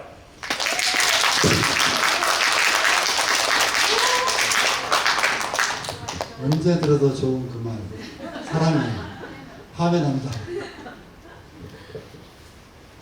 근데 뭐 잘 아시겠지만 3.1운동도 마찬가지였고, 사실은 길게 보면 우리 선조들이 이미 비폭력 주장을 했어요. 소위 그 개화기 때 만민공동회라는 걸 소위 광화문 앞에서 했잖아요. 그때 우리 어려서 봤을 때 신기했어요. 어떻게 만민공동회가 있냐. 그때 전부 상선을 할 줄 알았지.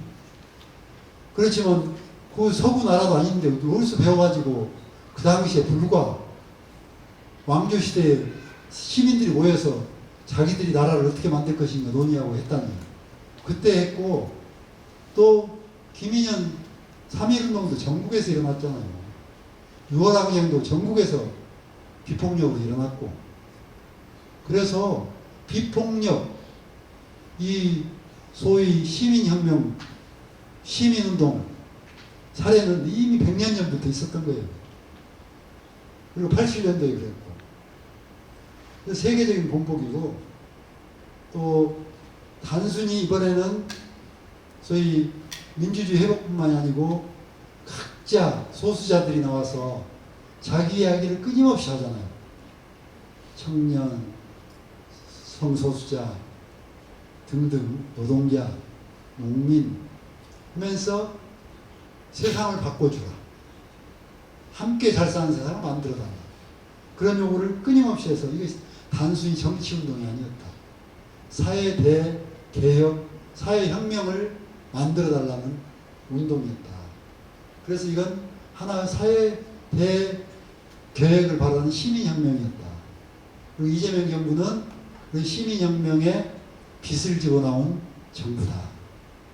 그래서 지금 인수위가 없기 때문에 지금 몇 달 동안, 두세 달 동안에 국정기획위원회에서 그동안 쭉 각 단체들하고 맺었던 협정, 간담회에서 나왔던 이야기 다 정리해서 아마 100대 과제로 프린트물로 한번 나올 건데, 나오면 한번 꼼꼼히 보셔요.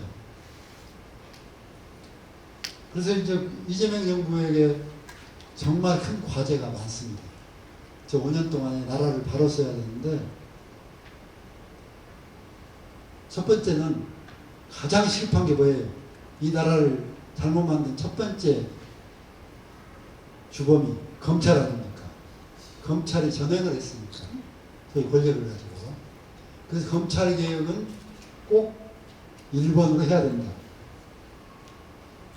그래서 검찰 개혁을 잘 마무리하고, 또 대통령 권력부터 시작해서 감사원도 이번에는 엉뚱한 짓을 했고, 선관위도 제대로 역할을 못했고, 선관위가 미리미리 대통령한테 보고해서 부정선거가 없었다는 걸 국민운동으로 설명을 했어야지. 다 영상을 만들어서 개표 과정 보여주고. 여러분 여기 개표 해보신 분 있어요?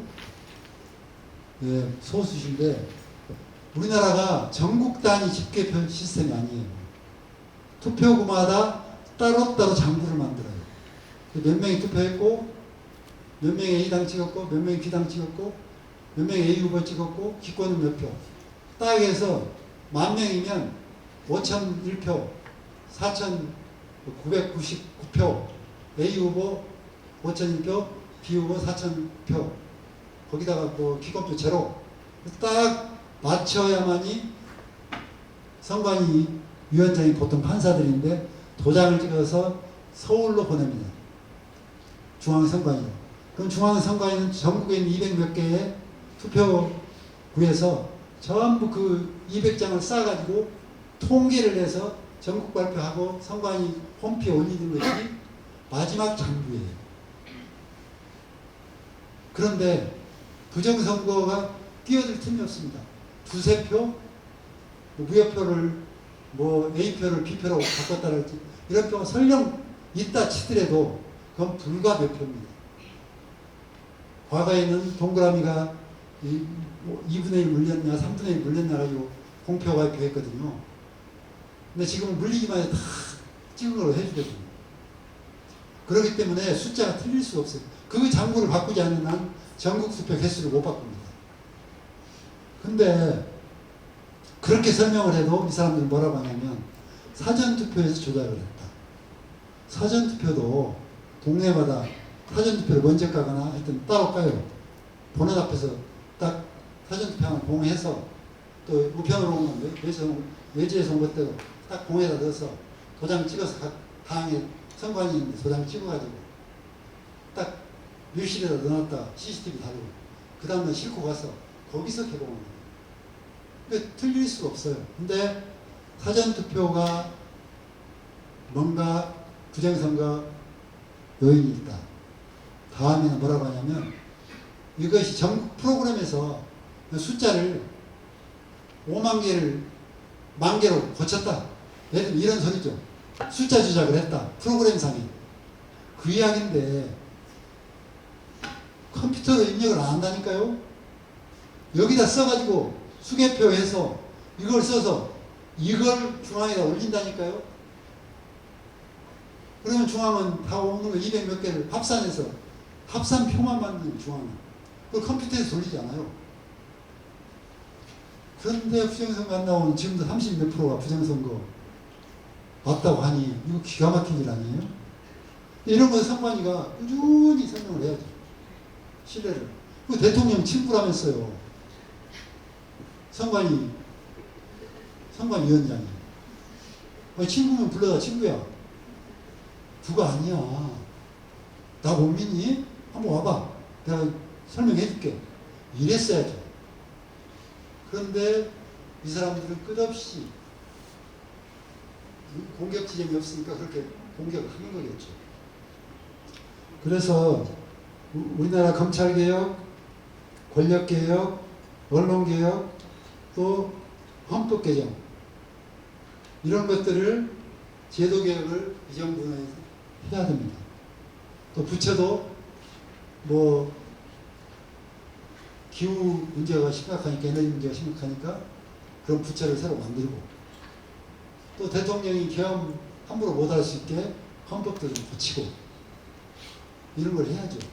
그다음에 감사원도 원래는 회장 밑에 감사가 있으면 돼야 한대요. 작은 조직에서. 감사는 분리하잖아요. 회장단 선거를 따로 합니다.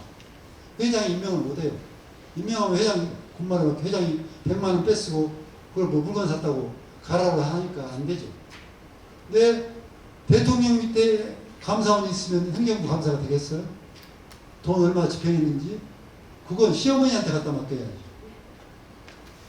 눈 부릅뜨고 예산을 의결해주는 시어머니 노릇하는 국회에다가 감사원을 맡겨서 이번에 어느 세종시 한번 나가봐.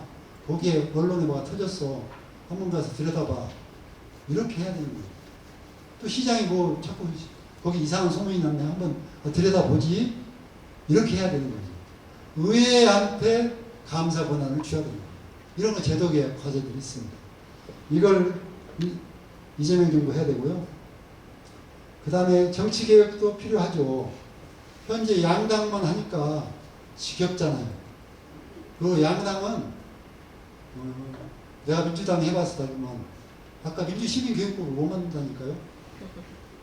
딱 민주당에서 그런 컨센서스가 만들어지면 누구 혼자 내봐야 냈어? 하면 끝. 심의를 안 해줘. 그리고 원내대표가 그건 지금 할 때가 아니야. 지금 국가보안법이 그런 처지에 있습니다. 제가 국가보안법 모임 대표인데요. 내가 국가보안법 피해자니까 100번도 없애고 싶은데 계속 내도 심의를 안 해줘. 이번에는 그것이 몇 조죠? 시간 뭐라 하여튼 그래서 다단계, 너무 다단계가 유럽처럼 심화도 권력이 안정되지 못하지만 그래도 옳은 소리 하는 당이 몇 개 소수당이라도 있어서 막 큰 소리를 외쳐야 쟤네들 귀찮은데 한번 논의라도 해봐. 이렇게 해서 논의가 해서 조금씩 한 발씩 사회가 진보되는 거예요. 그래서 다단계, 또 정당 민주화, 맨날 잘 나가는 사람들만 하고 국회의원 너네들끼리 다 하냐 이런 마음 있잖아요. 우리 의원님 그런 생각이 있잖아요. 지역에서도 좀 해보자. 이런 시스템 개혁, 정말 제대로 된 경선제도 이런 거 도입. 또 지방분권 예산까지 잘 내려서 니 돈 알아서 써봐. 손해나면 우리 안 물어줄 거야. 요즘 기재부가 그런 시스템을 좀 바꿨다면서요. 그때 예전엔 다 칼칼이 항목 지어줬는데 엊그저께 우리 동네 돈 좀 달라고 하니까 그건 시장한테 이야기하세요. 호갈 사업비 내려보내면 알아서 하세요. 그러더라고요. 이제 그런 거죠. 예산권을 좀 더 넘겨줘야죠. 그 다음 경제 성장 과제는 지금 가장 큰 게 불평등이잖아요. 여기에 그게 안 나오는데 이따 나올 텐데 불평등. 이 불평등이 있는 곳에 민주주의는 불가능하다. 아버지가 맨날 고기 먹으면서 자식들 고기도 안 줘. 아버지가 이거 하자면 말 들어요? 안 듣지. 그래서 뒤에 가서 딴소리 하지. 똑같죠. 좋은 것은 다 지네들이 다 하고 나눠 먹을 때는 안 나눠 먹고. 그러면 대한민국에서 경제 대국이라는데 그 실감이 납니까? 안 되죠. 양극화를 해소하고 불평등을 해소해야 되고 또 현재 자영업자들 100만이 지금 폐업했다잖아요. 100만이면 가족까지면 300만입니다. 300만이 길거리에 앉으면 국가가 전부 세금으로 해줘야 돼요.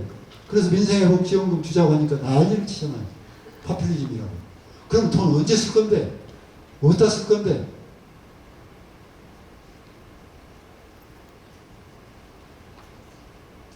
그 다음에 요즘 노조법 2조 3조 이게 하청업체 비정규직들을 위한 법입니다. 왜? 이제 기술이 발달해가지고 대기업들이 전체 고용하면 너무 관리하기 힘드니까 이걸 몇 단계로 쪼개서 줘요. 그러면 내가 그 전문건설업체한테 아파트를 주면 거기서 한 또 몇 프로 떼고 뭐 전부 이제 업종별로 또 떼주고 업종별은 또 오야지들한테 떼주고 창문은 누구 뭐 저기 세면장은 누구 이렇게 해서 떼주고 해서 나중에 돈 받는 사람은 처음에 내려줄 때 인건비 한 3분의 2나 반이나 그것도 또 뭐 추석 때면 떼먹고 도망간 사람들이 있고 그래서 맨날 그 임금 떼먹었다고 명절 되면 길거리에 다니는 사람들이 그 사람들이잖아요. 이런 문제 해결하는 것도 필요하고요. 또 그동안 윤석열 때 부자 감세 했던 거 어떻게 그걸 다시 되돌려서 조금이라도 예산을 만들어야 없는데 뿌리지. 불평등을 해소하는 방법이 몇 가지가 있어요. 일단 원체는 기업이 번 돈에서 나와요. 그렇죠? 우리나라는 이따 이야기할 건데 외부에서 돈이 오지 않으면 운영이 안 되는 나라예요. 우리나라는 농업국가가 아니잖아요. 농업국가는 우리 새끼를 못 먹었어요. 우리가 살아봤잖아요. 60년대 중반까지 농업국가였어요. 그때 85%가 농민이었어요. 그러니까 거기는 딱 정해져 있어요. 해마다 나온 소출이. 땅 한 마디에 쌀 몇 가마, 쌀 2가마, 200평에. 그러면 6식구가 살려면 우리가 1200평, 6마지기였는데 저 호남은 200평이 한마직이라고 하거든요. 6식구가 겨울 되면 식량이 떨어져. 최소한 10마직이 한 2,000평은 있어야 되는데 시골 땅에 그 조그마한 산등성이 놈들이 그만큼 안 돌아갑니다. 농토가 비좁아요. 그래서 식량도 작업이 안 되는 나라예요. 실제로. 그래서 결국은 산업을 일으켜서 외국에서 돈 벌어가지고 쌀도 사오고 식량도 사오고 우리가 쌀 외에는 80%가 다 사오잖아요. 먹거리를. 쌀만 작업하지. 그렇기 때문에 우리는 수출 없으면 죽는 나라예요. 어떻게든 수출했기 때문에 우리가 이만큼 먹고 사는 거예요. 그리고 실제로 우리가 무역이 10위권이잖아요. 10위. 무역량이 어마어마한 물건을 만들어서 팔고 미국과 중국이 2대 무역국이에요. 우리가. 그 다음에 베트남. 이런 나라에 물건 팔아먹지 않으면 우리는 지금 당장 60년대로 돌아갑니다. 지금 수박, 또 뭐 토마토, 또 저 열대지방 음식들 못 먹죠. 소고기 못 먹죠. 우리 아파트에 불 못 댑니다. 전기로 다 인덕션으로 요즘 가스를 고치잖아요. 그 많은 전기 생산 못 합니다. 그래서 이 소위 수출 기업을 통해서 그 기술을 발전시킨 수출 기업을 통해서 벌어들인 돈을 첫 번째 기업이 정부한테 세금을 내잖아요. 세금 낸 돈 가지고 나라를 운영하고 그 돈 중에 일부를 떼서 복지 비용을 주는 거예요. 노인 기초연금 뭐 등등등. 그래서 불평등을 해소시키는 측면이 하나 있고 또 하나는 월급을 좀 많이 주면 돼요. 저 자꾸 비정규직 만들어 적혀주는 것보다 월급을 많이 주면 불평등이 해소되는 거예요.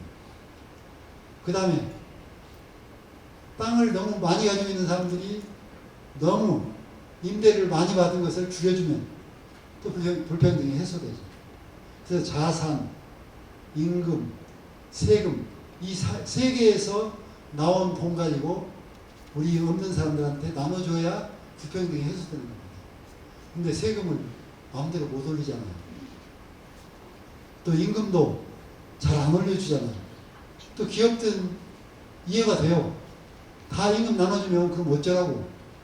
우리는 재투자해야 되는데 첨단 산업 이게 해야 되는데 그러니까 그렇다고 한없이 임금을 또 올려달라고 할 수도 없어.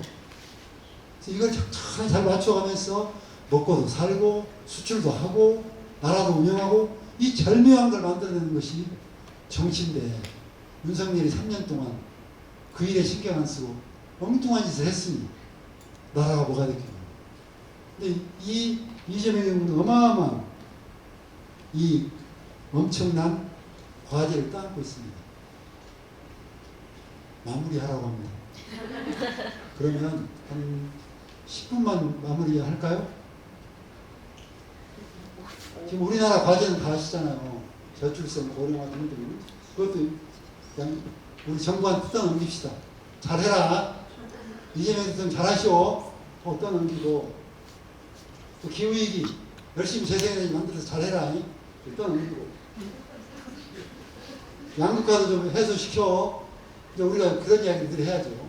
이거 우리 일인데 이건 우리끼리 잘할 수 있어요. 좋은 정부 들어서고 좋은 대통령 들어서면 양극화 좀씩 해서 한 번에 안 돼요. 그냥 기업이 다 돈짜리는 기업이니까. 근데 기업을 다 돈 내라고 하면 기업이 세계적인 투자도 못하잖아요. 지금 막 몇 조씩 미국에 투자하는데 그런 거 못하고 연구비를 못 쓰면 아예 AI 이런 데 투자 못하면 금방 추격당하니까 투자도 해야 되니까. 그래서 적절하게 임금도 좀 높여가면서 기업 운영도 하면서 세금도 내면서 그 적은 세금 가지고 더 없는데 메꿔가면서 이렇게 어려운 겁니다. 이게. 정치가 정말 어려워요. 그래서 저도 시민운동 할 때는 우리 동네만 하여튼 부정부 배웠게 하고 뭔가 시민들 살기 편한 도시, 안전한 도시, 친환경적인 도시 만들자. 그 시민들 의사에 반하는 행정 못하게 하자. 시민 시정감시하자. 이런 일 열심히 하자고 평생 하고 살아왔는데 오늘 마지막으로 하고 싶은 이야기는 우리나라가 아까 말했듯이 외국 가서 돈 벌어오지 않으면 우리가 다시 굶는다고 했잖아요. 근데 그동안에 우리나라가 산업국가를 잘했어요. 대한민국이 유일하게 소위 제국주의 침략을 하지 않고 이 산업국가 또 10대 산업국가 무역국가로 올라선 아마 중국하고 우리다. 그리고 지금 베트남이 좀 따라오고 있고 독일, 프랑스, 영국, 스페인, 포르투갈, 미국 다 식민지 지배했잖아요. 일본 원초적인 산업자본을 식민지에서 수탈해가지고 공장 세우고 우리들이 농사 질 때 기업 만들어서 생필품 만들고 기계 만들고 해서 선진국이 된 나라들이에요. 우리는 이미 6.25가 끝나고 보니까 다 선진국이 돼 있어. 거대 독점 제국들이 다 세계를 지배하고 있어요.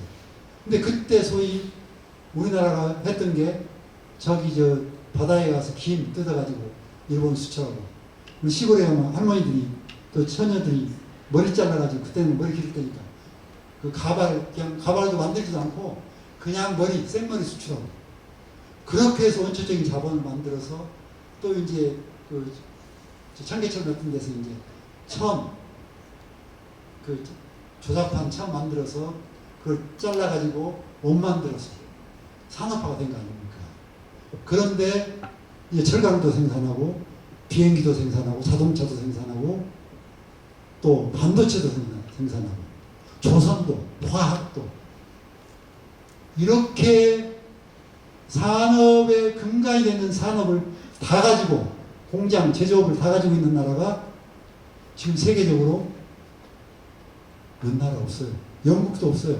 다 죽어가지고 경쟁력이 죽어가지고 독일이 그나마 유일하고 일본이 그나마 잘 나갔는데 일본도 이제 경쟁이 쳐져가지고 뭐 반도체도 떨어져 있고 미국은 아예 제조업이 없어져가지고 트럼프가 저 난리를 치는 거 아니에요. 야 코로나 당해보니까 마스크 하나를 도대체 우리나라에 생산을 못해가지고 한국한테 손빌리냐 이게 말이 되냐? 우리가 마스크부터 시작해서 조선, 뭐 철강 다 우리가 제조공장 만들어야 돼. 다시 만들어야 돼. 그동안에 저것들 못 들어오게 그 물품 못 팔아먹게 우리 기업들이 살아나게 그냥 관세만 물려 깡패 짓을 하고 있잖아. 그게 다 금융과 소위 말해서 첨단 산업만 가지고 오는 세계 경쟁에서 위험하구나. 트럼프가 느낀 거예요. 뭐 자국민들이 상층부는 잘 벌잖아. 뉴욕 금융가들. 또 실리콘밸리 첨단 산업. 이쪽은 잘 사는데 저기 옛날에 공장지대는 다 죽어 있잖아요. 그래서 옛날의 영화를 다시 찾자 하는 것이 트럼프의 전략입니다. 한국이 언제적 한국인데 쟤네들한테 왜 철강을 사오고 쟤네들한테 배를 맡기고 이게 자존심 되는 일이냐. 우리도 다 기업 다시 만들어야 된다 해서 지금 그걸 제조업 국가를 다시 만들려고 하는 것이 트럼프의 전략이고 제조업이 없는 나라는 다 제1위 국가로 떨어지고 있습니다. 영국, 이탈리아, 뭐 EU 국가 도표 하나 보여주십시오. EU 국가. EU 국가가 예전에는 세계에 우리가 해볼 수 없는 나라가 어디에든 미국 첫 번째 그랬잖아요. 소련 그리고 영국, 프랑스 등등 유럽 나라 우리가 모든 환경운동 뭐 사회운동 모두 FM이 유럽이었잖아요. 유럽을 바라보자. 그래서 유러피안 드림이다. 아메리칸 드림, 유러피안 드림 책이 나왔어요. 아메리칸 드림은 돈은 버는데 엉망이야 사회는. 유럽은 돈도 잘 벌면서 복지도 잘 돼 있어. 품이 있는 나라야. 환경도 좋아. 유럽처럼 가자 하는 것이 유러피안 드림 책이 나왔죠. 근데 지금 유럽이 어떤 줄 아세요? 제가 파란색이 미국의 성장선입니다. 노란 것이 유럽 22개 나라 합산입니다. 저게 세계 양대 패권 국가였죠. 러시아는 확 죽어버렸으니까.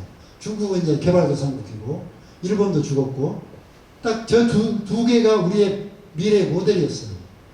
근데 오라 2014년 불과 10년 사이에 이게 거의 3분의 1을 더 차고 올라갔어요. 미국이. 아마 이제 더 급속도로 뛰고 올라갈 겁니다. 그래서 유럽, EU 국가인 유럽, EU 국가가 2등으로 쳐지는데 형편없는 2등으로 떨어진 거예요. 지금 이탈리아, 스페인, 심지어 우리가 꿈꾸던 독일, 스웨덴 전부 지금 경제 성장이 안 돼가지고 허겁지겁 하고 구급화가 특세하잖아요.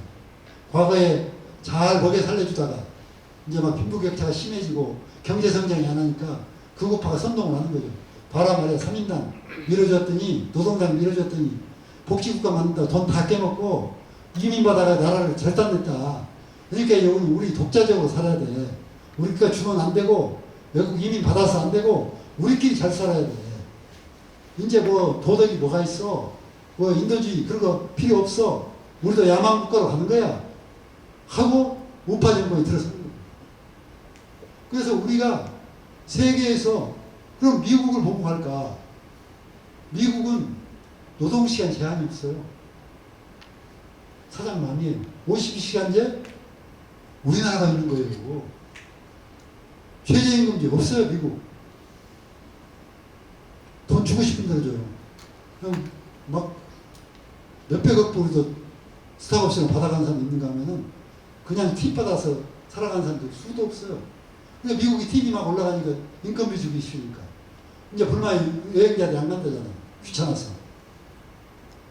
그래서 미국은 잘 사는데 성장국가인데 도덕적으로 인도적으로 볼 게 별로 없고 유럽은 우리보다 훨씬 정말 사회가 선진 사회였는데 복지국가고 바라봤는데 성장이 안 되고 일본도 우리보다 잘 나갔는데 일본도 첨단 산업에서 우리한테 뒤떨어지고 있잖아.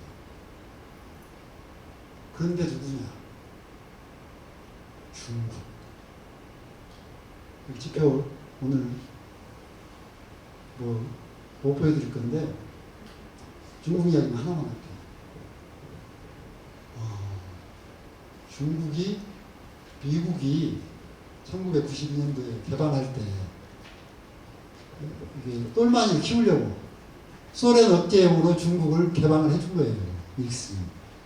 그래서 이제 개방을 했으니까 먹고는 살아야 되니까 공장들 그 1차 산업도 공장들 만들게 해준 거죠. 그래서 한국 기업도 많이 가서 그 제조업들 공장 짓고 했잖아요. 그래서 아주 그 등소평이 그랬잖아요. 너희들은 절대 고개 쳐들지 말고 굴기하지 말고 딱 웅크리고 세계 1등 국가 될 때까지는 딱 경제성장만 해라. 이게 등소평이 가르치는 거예요. 근데 시진핑이 좀 빠르게 소위 고개를 쳐든 거예요. 그러니까 바로 미국이 저것들 봐. 러시아는 무섭지 않잖아요. 이제. 근데 중국이 무서운 것은 2차 산업만 제조업만 했으면 안 무서웠을 거예요. 그래서 싼 물건 참 미국 시장에 가서 미국이 그동안 적자 국가임에도 그렇게 국민들이 풍덩풍덩 쓰고 산 게 값싼 중국산 그냥 월마트 다 깔아줬거든요. 얼마나 쌉니까 중국 제품이. 지금도 그래 마찬가지예요. 청소년들이 2,000원, 3,000원짜리도 직구 가면 날아오더라고요. 그것도 한 이틀 만에. 그러니까 이미 청소년은 우리나라 제품 안 시키는 거예요, 이제. 다 따라잡혔어. 로봇 청소기 나오잖아요. 여기 여성분들 계신 청소기 써보신 분 계시죠? 로봇 청소기. 우리나라 거 다 열심히 닦고 다니죠. 그럼 빨리 열심히 하는데 어디가 처박혀 있으면 안 나와. 그리고 막 힘대 밑에 저기 박혀 있어. 그러니까 야 나와 하면 이제 끌어내면 나와서 또 청소해 주는데 요즘에 중국 로봇 청소기는 딱 인공지능을 넣어가지고 어디가다 막히면 그냥 발을 내밀어서 건너가. 그리고 가다가 뭔가 쓰레기가 있으면 집어서 쓰레기통에다 집어넣어. 그리고 이제는 루틴을 다 알아가지고 그 집이 어디가 높고 어디가 먼지 많은 거 다 입력되면 AI로 입력되면 사람이 하는 것보다 더 깔끔하게 하고 다니는 거예요. 그런 제품이 나오면 중국 제품 안 사겠어요? 중국은 이미 자율주행차가 시내버스가 다녀요. 그리고 택시가 다녀요. 800원 내면 택시를 부를 수 있어. 북경에 지금 특정한 구역만 했지만 그 스마트 도시를 만들어야 되는데 전부 주고받고 전파를 해야 되니까. 근데 그걸 전국적으로 하겠다는 거예요. 그렇게 밀고 들어오면, 중국이 밀고 들어오면 미국이 해볼 수가 없죠. 근데 미국이 안심한 게 원천 기술을 우리가 다 가지고 있다 했거든. 첨단 기술을 모두 우리한테 배워간다. 우리가 항상 1등이야. 너네 거 잘라버리면 너네는 항상 이류 기술 국가야. 그런데 딥시크가 나오면 그렇게 해졌잖아. AI 언어 학습을 어마어마한 큰 컴퓨터를 만들어서 시켜야 되는데, 그래서 미국 그게 몇 조 단위, 몇 조 달러씩 퍼붓는 기업 가지고는 저 할 수 없다 했는데, 불과 550억 불인가 뭐 들여가지고 그냥 그 절강성에 연구자 몇 명이 만들어버린 거 아니에요. 미국이 깜짝 놀란 거죠. 그래서 들여다봤더니 중국이 연구제, 세계 첨단 산업 연구 논문 쓰는 사람이 50%가 중국 사람. 이미 첨단 기술 분야의 연구진. 그 미국의 연구진의 3분의 2가 중국계 미국인. 그러니까 세계 한 80% 연구자들이 전부 중국인 거예요. 그리고 중국이 1년에 연구에 쓰는 돈이 800조. 그 정부 돈과 기업 돈이 함께 800조면 우리나라가 600조잖아요. 1년 예산이. 우리나라 불과 3, 40조거든요. 윤석열이 또 개판 또 서석이 음악 만들어놨는데 그나마도 우리나라는 돈 주고 어디다 썼냐, 성과가 나오냐, 3년 안에 성과 안 나오면 안 준다 하니까 과감하게 연구를 못해. 우리나라 연구진들은요. 그리고 그것이 카르텔이다 해가지고 윤석열 정부가 그냥 전부 잡아들이고 막 조사 들어갔잖아요. 그래서 연구진들이 다 도망가 버렸어. 이제 쉽지 않대요. 돈을 다시 내려 쏴도. 그 연구팀들이 다 있잖아요. 교수마다. 주제가 있고. 근데 중국은 그 방대한 800조 예산을 그냥 아무 데나 갖다 써. 그리고 나온 대로 보고해. 그러면 끝. 그리고 거기 쓸만한 물건 정부가 그냥 대폭적으로 공공구매해서 쫙 전기차 한꺼번에 그냥 몇만 대씩, 또 로봇 몇만 대씩 정부가 쫙쫙 얼마나 중국이 커요. 사주니까 좀 현찮은 물건 나와서 사주면 그 돈 가지고 다시 투자하고 또 좀 나오는 거 나오면 또 사주고 또 투자하고 해가지고, 그게 사회주의 국가의 무서움이에요. 자유주의 국가에서는 정부가 그렇게 못하잖아요. 세금으로 지원할 뿐이지. 그런데 사회주의 국가가 무섭게, 국가가 소위 2025 제조 국가라는 그 플랜을 세워가지고 왕창 그냥 쏟아붓고 연구진에 쏟아붓고 하니까 미국이 화웨이 저거 다 부품 막으면 휴대폰이 죽을 줄 알았잖아. 다시 살아났잖아. 화웨이가 세계적으로 제품을 팔고 다니네. 그러니까 이제 기술이 미국식 기술이 세계를 대표했는데, 미국에서 기획한 기술만, 설계한 기술만 세계를 지배했는데, 이제 딴 설계도가 나온 거야. 휴대폰부터 첨단 산업이. 그래서 두 가지가 이제 세계 시장에 밀려 나오기 시작한 거예요. 그러니까 미국은 죽을 지경이지. 우리가 기술만 딱 특허는 쥐고 있었어야 되는데, 우리한테 특허받지 않는 기술들이 나와서 세계 상품으로 나오니까. 그런데 우리나라는 그럼 어떻게 해야 되냐. 지금 우리나라 아까 도표 가져왔는데 못 보여드리는데, 모든 제조업이 다 중국하고 경쟁 상대가 돼가지고 이제는 조선, 뭐 철강도 현대제철 문닫은 게 중국 제품 때문에 그런 거예요. 지금 포항제철은 적자래요. 광양제철 때문에 근거 유지한대요. 그럼 포항도 무너져. 여천 화학공단 원료 사다가 만드니까 이제 아랍 국가들이 자기들이 원래 현지에서 정제하는 거예요. 그래가지고 소위 PVC 계통 산업을 일으키는 거예요. 화학도 안 되지. 반도체 대만하고 경쟁하고 있지. 뭐 또 잘하는 게 뭐 있어? 우리가 잘하는 게 제조업이 다 따라와 버린 거예요. 중국이. 그래가지고 올해부터 적자나기 시작하는 거예요. 무역이. 그러면 중국에다가 우리가 제1교역국이었는데 우리 거 못 팔아먹고 중국산 우리한테 밀려 들어오면 우리 기업들은 어쩌라고. 근데 값도 소위 50% 이상씩 싼데 전기자동차가 제가 저지난달 6월 달에 중국 의회하고 우리하고 교류하는 게 있어요. 갔다 왔는데 삼성 반도체 공장하고 소위 그 BYD 두 개 공장을 봤어요. 1000만 대를 생산하는데 우리나라에 초기에 들어온 버스는 좀 조잡한 느낌이 있잖아요. 근데 승용차는 얼마나 잘 만드는지 유럽의 그 오래된 자동차 뺨치게 디자인도 중국풍으로 멋있게 했고 안전하게 만들고 철판을 튼튼하게 해서 400톤을 눌러도 짜그라지지 않는 자동차. 그 다음에 자동차가 어느 까지 나오냐면 길이 소위 일본말로 대꼬복고라고 하잖아요. 울퉁불퉁한 길. 가면 한 바퀴는 빠지고 한 바퀴는 이렇게 흔들 거 아니에요. 좌우로. 이걸 수평으로 딱 잡아줘요. 위 차는 판은 그대로 가고 이 바퀴들만 잘 조정해서 가는 거예요. 그러니까 안전하고 다 전기차. 그래서 야 현대는 어떻게 하니? 내가 딱 그 생각 들더라니까. 정영진 어떻게 하냐? 근데 거기는 이미 전기자동차로 사회주의 국가라 전부 바꿨어요. 그리고 로봇 전부 공장에 그렇잖아요. 신문에 났더라고요. 공장에 불은 꺼지고 연구실에는 대학 연구실에는 불이 켜졌다. 중국은.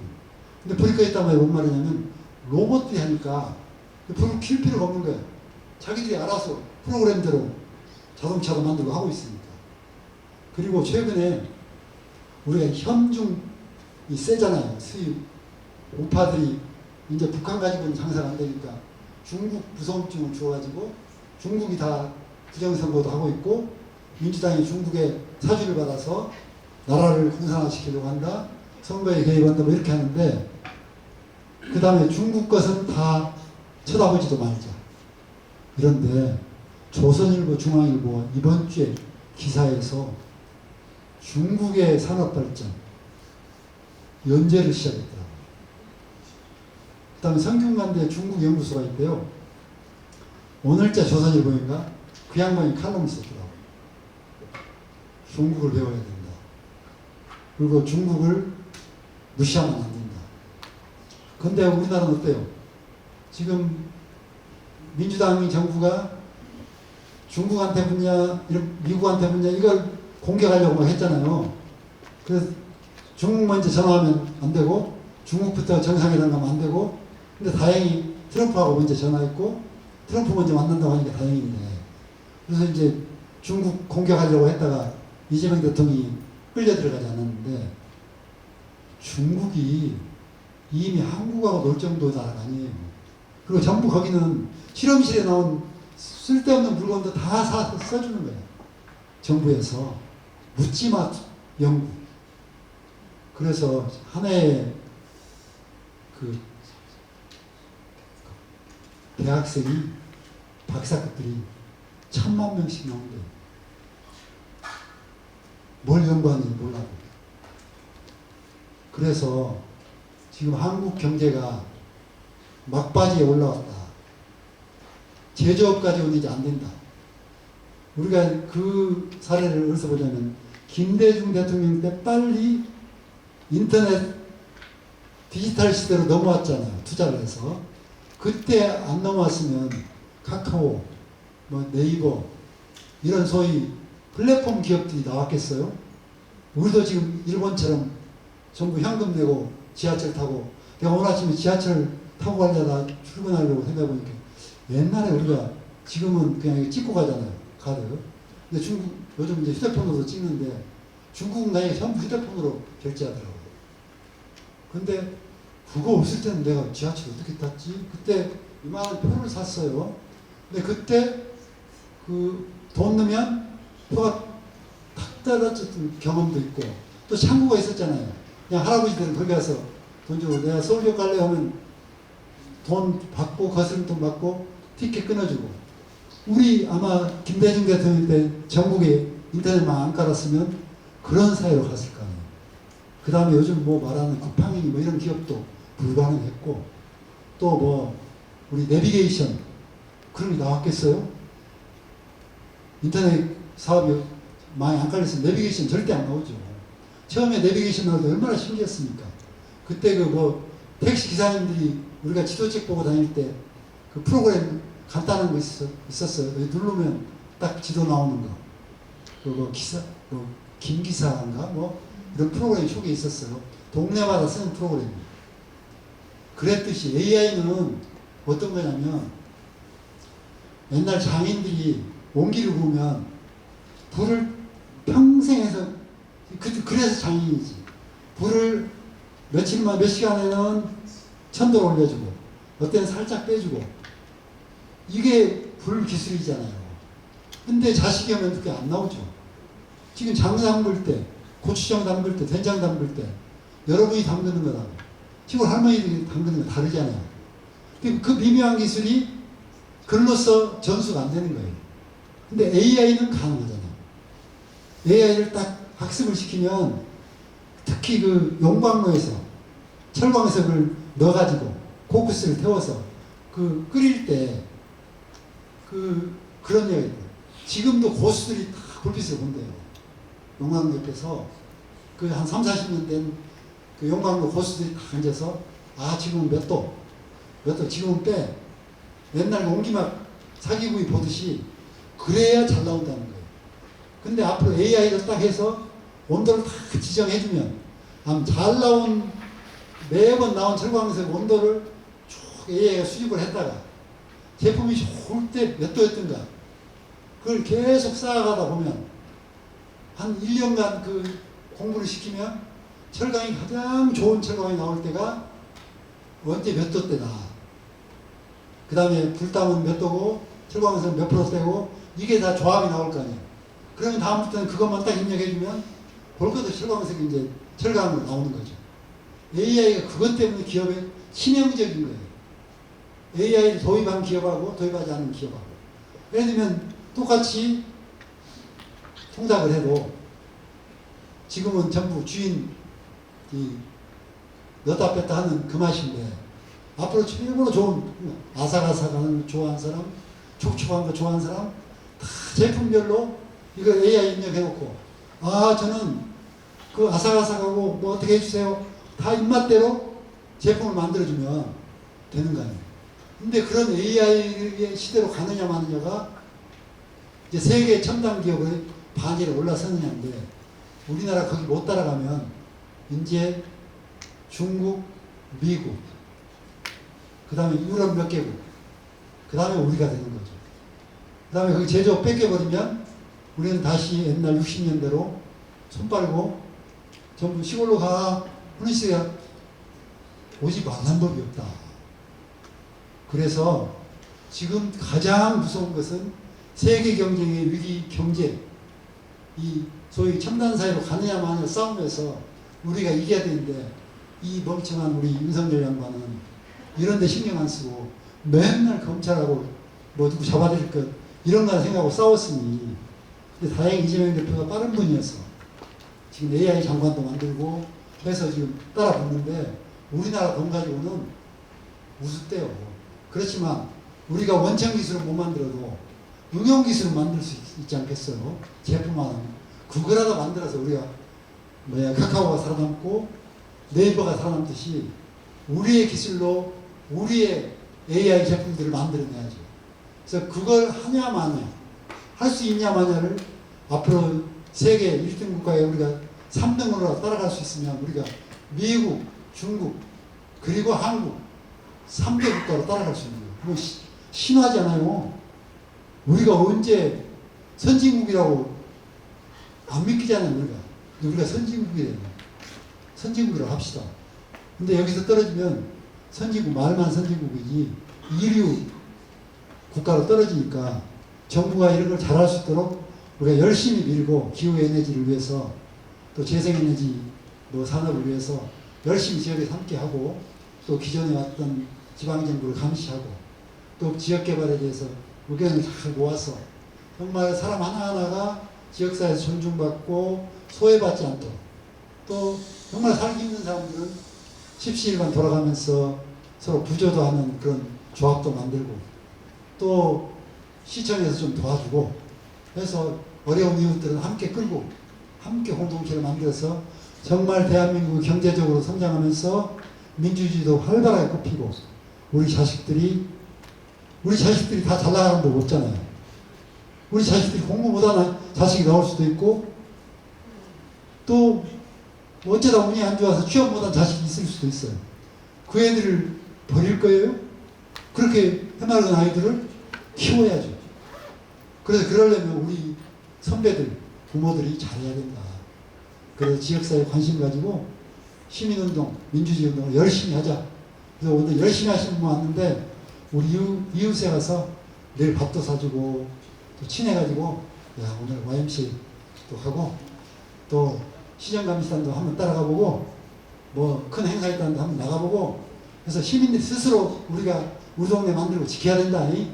우리 민주주의 잘하자 이렇게 격려하는 여러분들 되시길 바라고 세종시가 이런 좋은 시설 속에서 더 1등 세종시로 발전하길 빌겠습니다. 감사합니다.